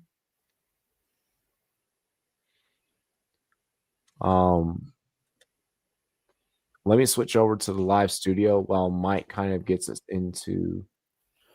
What do you want me to do? Some You want me to read it options are off? going to be available. You just want me to read it off? Yeah. I have the bracket in my hand. Bro, the 2 stream shit is fucking it up. It's weird. Yeah, I'm not going to do that any longer. It will only be a landscape view. All right, so here are the 12 teams. I'm going to list the 12 teams, and then I will actually give the bracket. Yeah, I'm just going to post the bracket. Go South ahead. Florida, Miami, Texas, Notre Dame, Oregon, Ole Miss, Texas Tech, Georgia, Bama, A&M, Indiana, Ohio State. The top 4 have not changed. 1 seed Ohio State, 2 Indiana, 3 A&M, 4. Here I got are your graphic popping up now. Here are the other But keep going. matchups. Okay. 12 seed. As of now, USF would take on Georgia. Miami would, and then play whoever wins that would play Bama. Miami versus Texas Tech. Whoever wins that would play A&M. Texas and Ole Miss, an SEC battle. The winner of that would play Indiana. And Notre Dame against Oregon, and the winner of that would play Ohio State. The first 2 teams out were Oklahoma and BYU, who lost to Texas Tech last week. Robbie, my question for you is, out of the 4 potential first-round matchups, Georgia at USF, Oregon, Notre Dame, Ole Miss, Texas, and Texas Tech, Miami. Not who you think are going to win them all, but what one would that be the most intriguing matchup? The most intriguing Out of the first round only, out of those 4 matchups. Because I got my opinion. All right. Let me pour a shot first really quick. Hang on. To me, it's obvious. Babe, if you want to get your shot glasses over there. To me, there's only one answer. I don't think that it's that defensive or that decisive. Out of the first front, man, I mean, Ole Miss, Texas is probably like the obvious, but god damn, Texas Tech and Miami makes me so hard. No, it's freaking first round of the playoffs. Freaking Arch Manning playing his grandpa's team. I know, but and his uncle, and his dad. But the Red Raiders have been making me so much bank. God. Yes, that's an exciting game, but that's not the most intriguing matchup.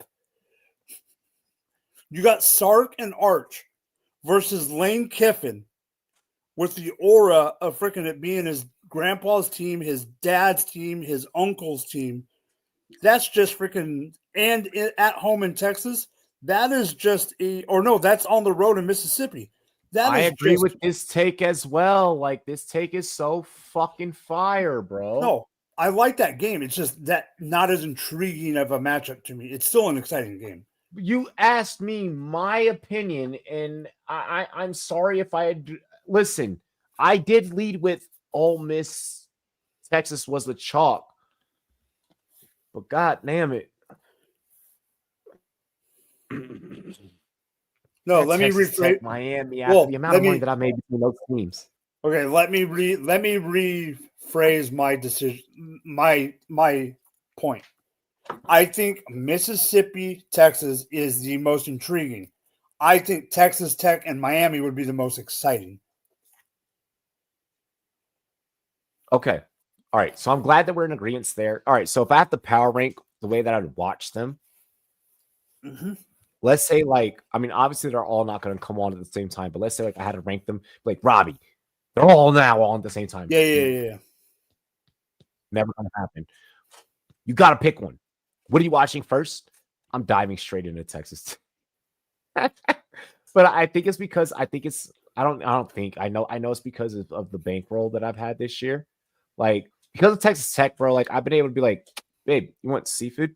Like, Texas Tech is paying fucking bills, bro.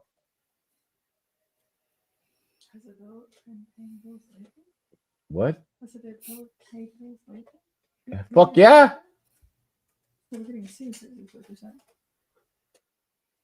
Them motherfuckers better win Saturday if we're gonna fucking get seafood this weekend. Otherwise, you're getting Shit. fish sticks. But yeah, that's how we've been fucking doing a lot of shit. Otherwise, you're having fish sticks or tilapia. Yo. Kanye West. Because you made fish sticks that I made. So Exactly. Yeah, that's why I say, I ain't front on no fish sticks. Like, I ain't gay fish. But no, like I'm saying, because both polar opposites of each other. Okay, so in the Indy Oregon game, that's a thing. I don't think that UFC can really bang with nobody. Like, to be honest, You mean USF? that's what I just said. You said UFC. I said USF. My accent might have disguised it, but Receipts. so for me, I mean, in that top half, I mean, yeah, obviously, like, the front four didn't change. I still think, like, in the front four, though, the biggest question to beg is, can Indy make it out? And I think that we're still on the fence about that. I don't think that we're going to find the answer to that until the time comes. But, like, I'll say this for anyone that's betting on Indy, like, on futures, if that shit pulls through for you, you might be able to put a pool in your backyard.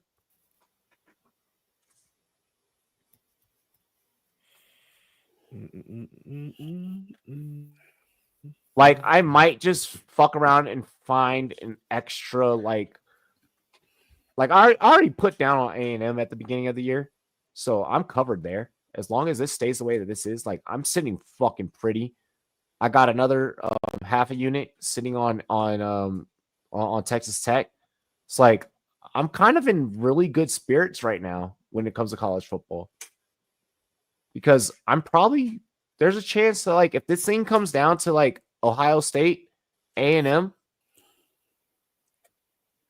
I could fuck around and beat an upset sweat.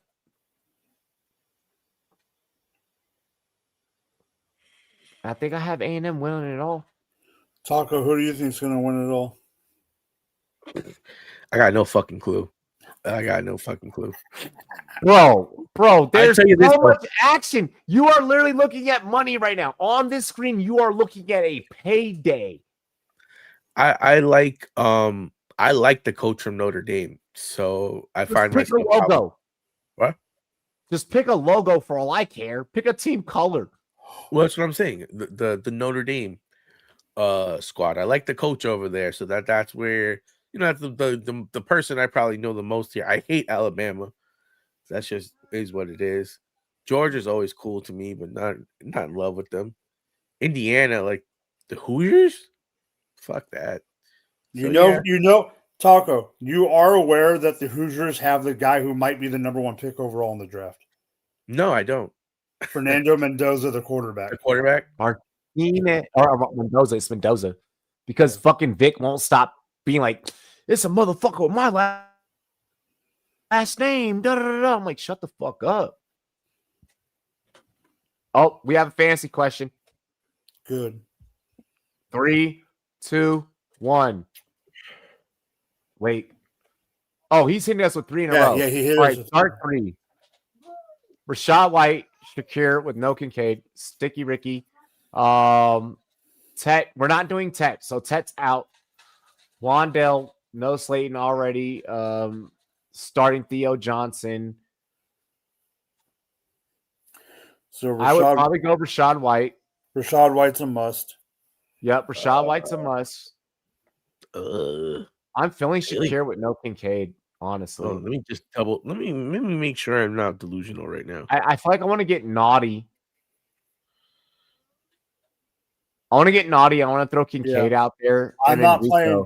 And then Rico. It's Rico, obviously. Well, no, he's already playing Rico. He's saying it's Tet. He's saying he's staying. He's. Oh, no, then we're not playing that. Yeah, we're not playing Tet. I'm not playing Tet because of Rico. So yeah, I'm not playing Tet because of Rico. Are you playing Wandell? I'll probably go White, Shakir, and Wandell. I'm going Wandell, Sticky Ricky, and Shakir. You're not going short, Rashad? Rashad in his last 3 games, Duh. 8, 10. Duh. Last 10 rushes for 38 yards, 5 catches for 16. It's been looking like Tucker's been getting Taco. There's rules to the stream. He donated. We have to. He donated. Duh. Dono hype. Yeah, shout out to General Mills. Shout out to Davis Mills. I want to give General Mills an award for the longest neck since Mike Glennon. Holy fuck. So yeah, 2 of us said White, Shakir, and Wandell. Only one of us excluded White. And I put Sticky Ricky. We're a democracy, so you know. Start 1 this week. Bo, Rodgers. Purdy first game back. Maybe start a stack with Ricky. McCarthy, Geno, Brissett, or Winston. With Theo and Wandell stack. Okay, I have a question. Tua and Mariota are options at 9:30 a.m. What's up? Here's my question. How the living crap Do you have that? You have all these freaking options. Hey, let's just answer this question. Could have some on the waiver wire too. I am gonna, out of all the options, I'm gonna go with the most high octane option, and that's Bo. I'm gonna go Brock Purdy with Ricky Pearsall in that double stack. I'm doing that in my big money league this week already. Let's fucking get it. Ricky's back. What's your record in that league? What's your record in that league? What's your record in that league? And don't make it up. 7-3, baby. That's the team I just sent you. Okay. I'm stacked, and I'm facing first place this week. Had Travion Henderson go already. Let's fucking go, Mike. What do you say to that? What do you say to that? I say go Bo. San Francisco's defense is not that great. Cardinals defense.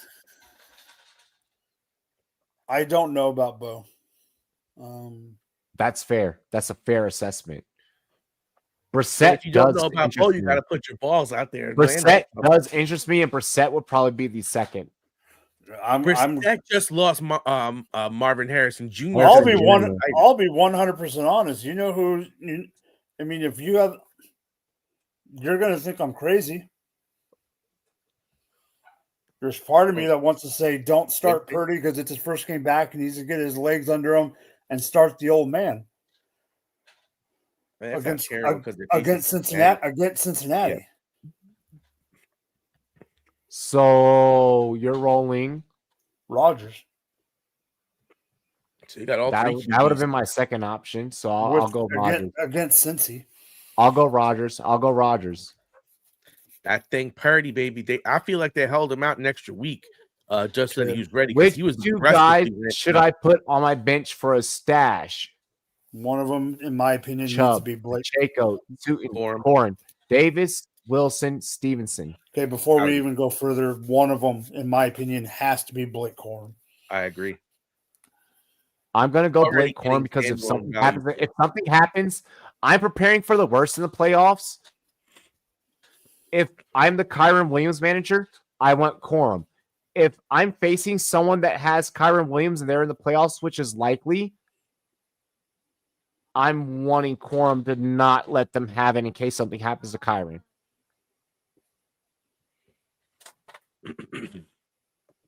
Start 1 QB this week. Rodgers, Geno, or Brissett. Tua Mariota are options. We've already said, yeah, it'd be between Rodgers. It's Rodgers.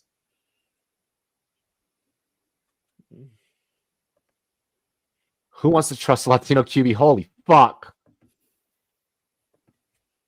Mike, there's a couple of teams I need the Chiefs to humble. Broncos are one of them. Both sucks. Damn. Yeah, he's been on a fucking shitter lately. With that being said and stated, y'all ready? Mm-hmm. Let me get it up. It's time for best bets. I feel like doing this by sport. I'm gonna do best bets a little bit differently. Yeah. I'm gonna throw out a sport. You have to pick a game, a prop, you have to pick a line This one. from that sport. We will start. Wait, we got start one. Hunt, Monty, or White? White. With Pacheco out, I'm saying Hunt. I would go Hunt. You have 2 for Hunt. We're starting Hunt. All right, for our UFC bets, you both get 1 fight apiece. We all get 1 fight apiece. You are not allowed, the rules of this game, you are not allowed to pick another person's prop. On each of your cards, as we go from sport to sport, pick your prop, pick your bet. Build that card so at the end we can reveal the results. Do not build this card with any boost, please, for the sake of the game. Give them straight numbers, and if they choose a boost, that is up to them. Use any book that you want, but do shout out the book that you are using for your odds. Fair game?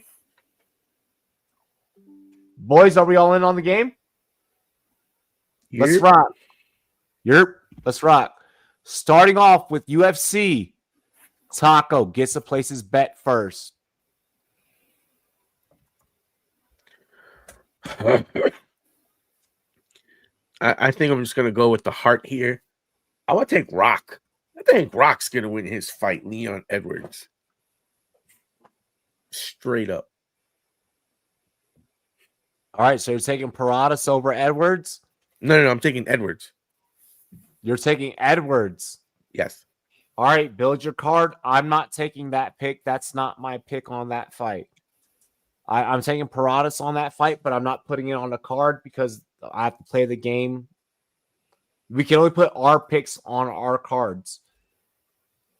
Mike, your pick for your card.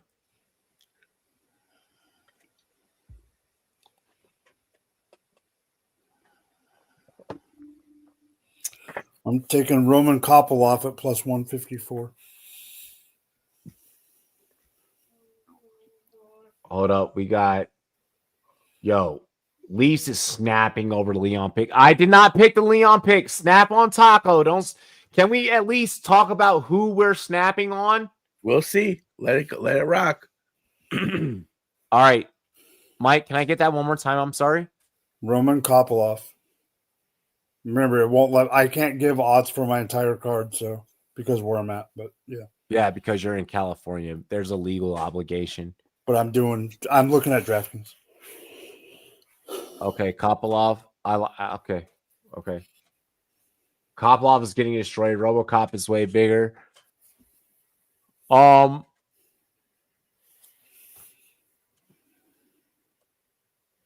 Damn, did we all bet prelim? Are we all gonna bet prelims? I mean, I think the main card, the main card is pretty much I don't see my man lose. No. You bet it main card. No, Taco. You bet main card. No, you're good. You're good. I didn't. I'm gonna go Tracy Cortez. Yeah, buddy. I'm gonna go Tracy Cortez. Money line 220 straight up. I don't care how it happens. Do you think, Shuddy? Put Bona call. Don't be able. That's not the name of the game. None of us chose that fight to break down, so I can't break the rules. Rules are rules. If you want to pick a fighter on that card, then obviously, yes, it's going to be Bo. No, but here's the thing. The way I play it, I'm not going to put a minus 205 on my card for this game. That's why not worth the squeeze. That's why I'm not doing it. I'm doing a plus 220. I'm doing a plus. That's what I'm saying. I'm not going to put. I'll put a minus 150 guy, but I'm not going to go minus over 200. I have my reasons. No, I know, but I'm just saying that's how I play. I'm not going to do that. Yeah, what's next? All right. I get to shout out any sport. Yeah, I know. I'm waiting so I can click on the odds. You get to go. NHL. All right, so Mike's first.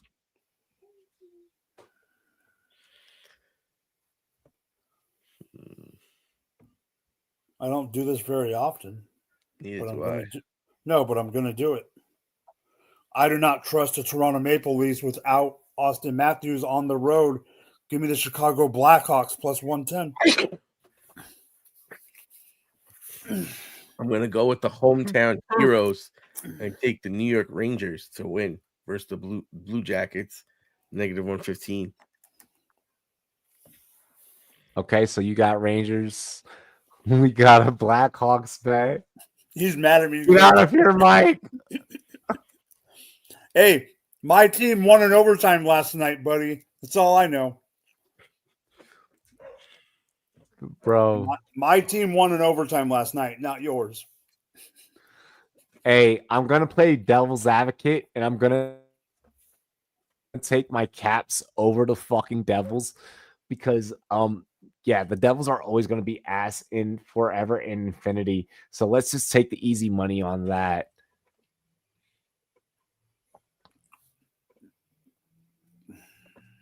Yeah, we get to the good stuff. Stop giving bad advice. You don't know the starting goalie. These motherfuckers are not listening. Last time I tried to listen to you on a bet, I lost money. Okay, what's next? So I would actually I want to throw that out there. I want to throw that out there. What's next? Your next sport Is tennis. You both get to pick a college football game for tomorrow. Oh, God damn it. You can pick any game on the slate. Yeah, you can pick John Hopkins, Taco. Why do I have to go into a stylistic breakdown if all that matters is if I win?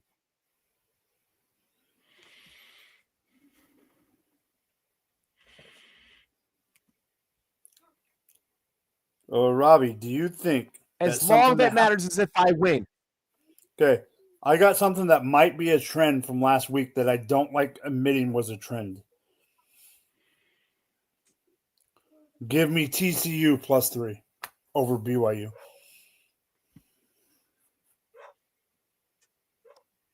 I can't rock with that one, Mike. I know you can't. Okay, fair enough. Taco, find a line that you like and throw it out there.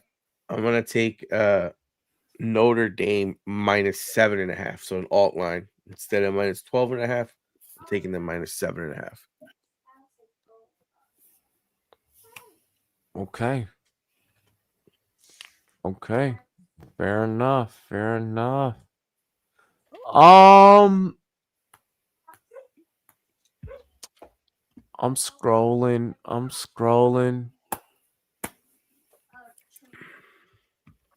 trying to find something just so proper, like just something so sweet that I really, really just would like.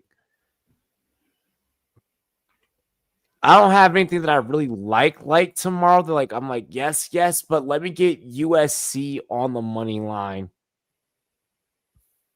I don't want to trust it by the spread because I was a tough team defensively. If you have the balls, bet I would have the cover, but I'm just going to take USC outright.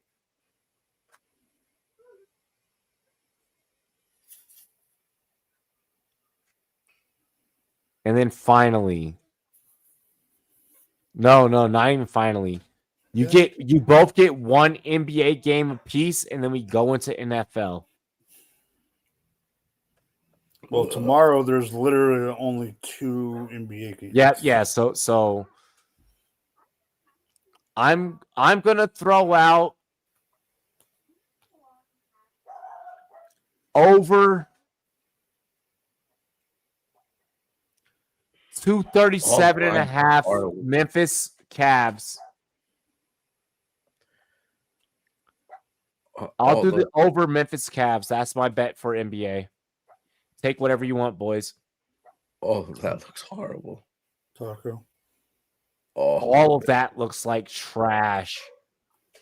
I mean, if I had to take But we one, gotta I lay a guess pick. I'll We take- gotta lay. Y'all can agree on a pick. You're allowed to agree on a pick. I'll take the Raptors money line. I feel like I want to flip Raptors money line. I'm going under the 232.5. Okay. You got thrown some different styles there actually on NBA. Your pick for NFL, and then let's get out of here, boys. I'll let the New Yorker go first. My pick for the NFL.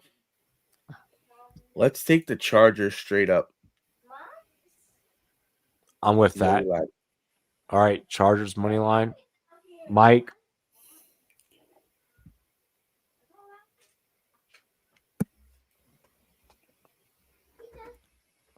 Jacksonville gets way too much respect, man. I already said one pick earlier. Yeah, we already said Carolina's a channel that might have been one of mine. really quick. So Carolina would have been possibly my pick. Really? I'm picking Carolina over Atlanta. I already said that. Really? Yeah. We both are. We both said that in the first half. I am opposite there. Great London season, baby. I think Horn's gonna not shut him down, but Horn's gonna. The problem is I don't trust Penix. I don't trust Penix either. But I don't trust Young. I'm going Bears on the money line over the Vikings. I don't think that's a terrible bet. Because I don't really trust JJ McCarthy yet. And I think that Bears defense is good enough. That's exactly it, Taco. That Bears defense is turning the corner. Yeah. And although Jackson Dart was making them look bad, but and this is again where I think Dable lost it, is like they collapsed so bad.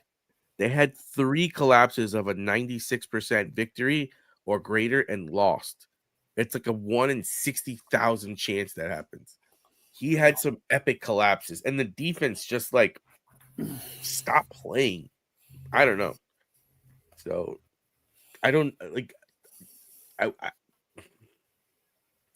I agree with you that I probably would go for the Bears, but realistically, that's one of the games that I would want to stay away from. I think it's a little scary because JJ McCarthy's an enigma. You're on mute. I agree with Mike there. I know, rookie mistake by my fucking dumbass. I agree with Mike there, actually. So I am rocky on the side of the Bears there, just because I don't know what JJ McCarthy I'm gonna get. For me,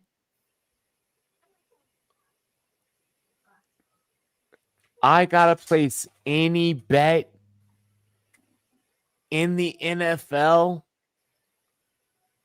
outside of anything that we picked already on this show. Mamma mia, give me the Seattle Seahawks to walk into my second hometown of LA and come away with a dubski. I don't think that's Sam Darnold's on fire. Zach Charbonnet is doing unexpected shit. JSN, Cooper Kupp back in his home. We got freaking the tight end. What's his name? AJ? Elijah Arroyo? Not Arroyo, the other one. Barner. We got fucking AJ Barner. I knew his first name was AJ. We got Barner looking like he's a fucking beast. Arroyo is popping off when no one thought, like, there was people that were speculating. I like this team. I like this offense. This is the second runner-up in Coach of the Year.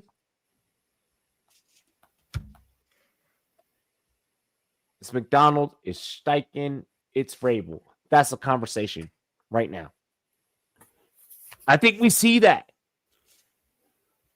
So, motherfucker, give me at plus 150 the Seattle Seahawks to go out there and lay down Seahawks.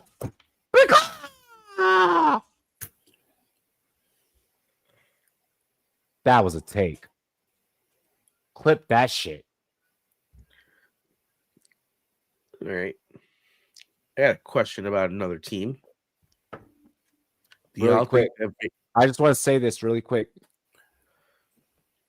My 5 picks, Tracy Cortez, the Washington Capitals, USC money line, the over 238.5 Grizzlies Cavs, and Seattle to win 187.41 net with no boost.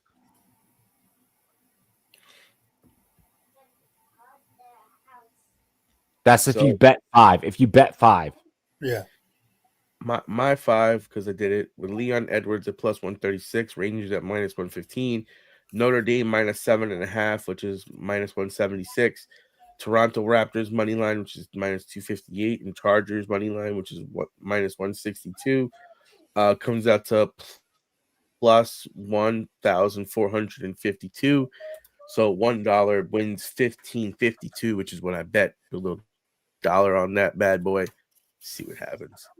What would the hypothetical been? If you, so then if you bet 5, you would have probably cashed like $200.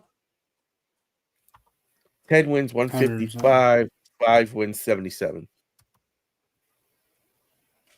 Okay. Mike. I've already given my I'll just give my picks then. Hang on. Let me do something for you really quick. Let me lock in my bet. Yeah, just put mine. Yeah, just do mine so you can get the odds. Let me get your UFC. Kopolov. 1 second. Let me scroll down. I'm doing this off of DraftKings, just so you know. Kopolov locked. All right. NHL. Maple Leafs to lose to the Blackhawks.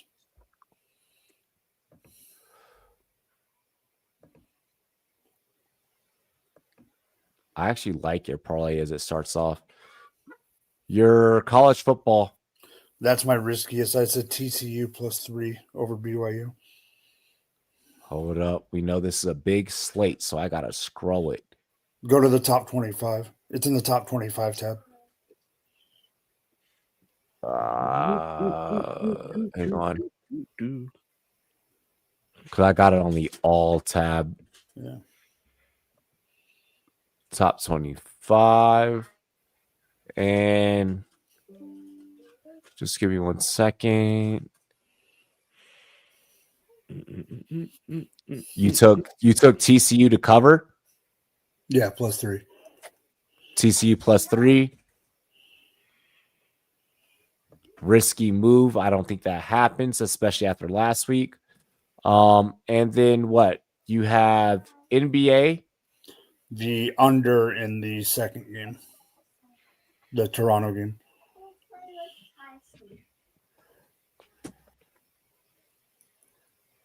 Under. And then NFL, what's your pick? Straight up Chicago. Which I fucking love. That's plus 44.10. 5 wins you 225.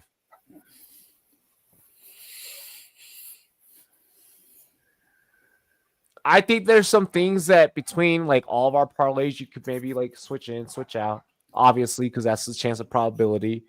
Find your taste between the 3 of us that you do like and that you don't like. Obviously, there's some biases there.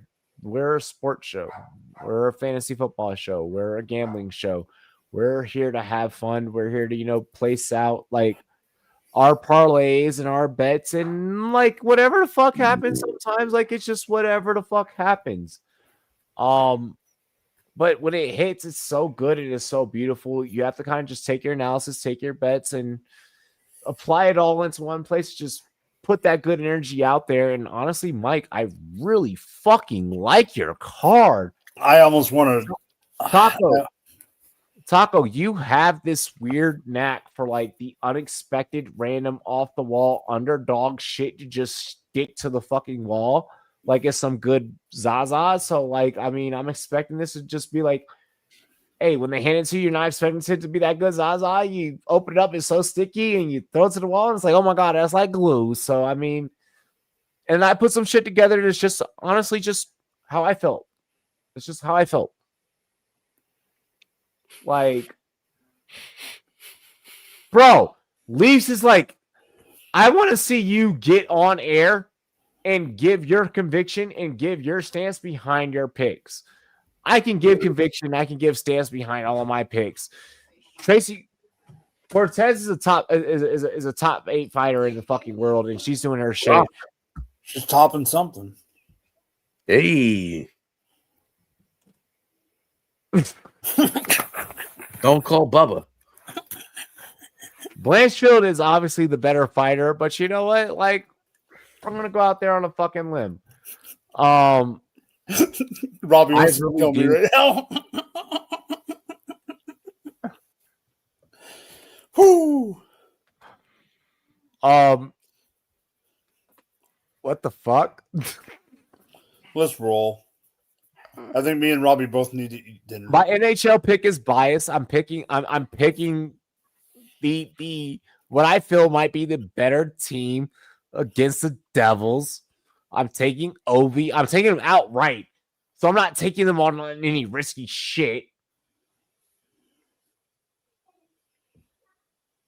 Here's the thing. It doesn't matter when I hit. Because when I hit, like the prayer bet, I was so pissed off because that was the only leg that I didn't. I will never not let you live that down. Like, I just can't. I don't care if they're top 5. I don't care. That's cute. There's a night for everyone to fall. Cheers to me. Hold on. In what round? That's easy to say that he's gonna finish. You have to call a round. Are you taking the what round? Marab's not on this card. He's saying that he did. Marab's not on this card. Don't start. There's pizza there. You might end up having to take off. Oh, you bet Marab finish. Oof. Got it.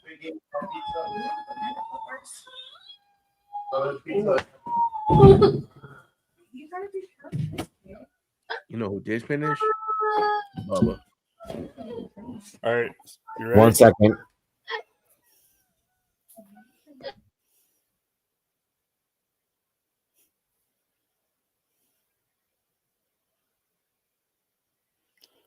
Hi, Taco.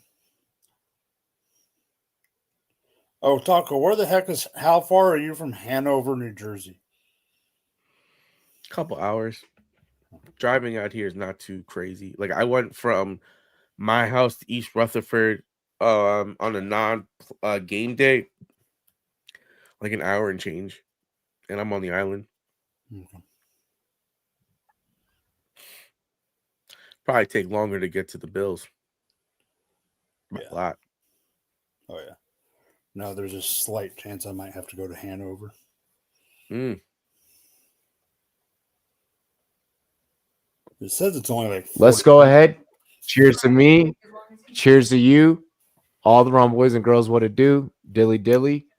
Arrrr. We are out of here. Peace. Last month.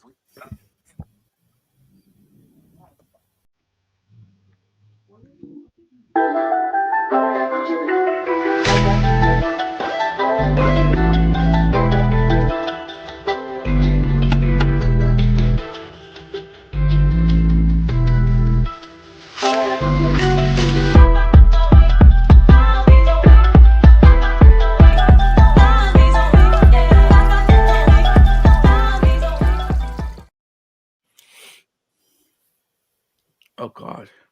All right. I'm going to go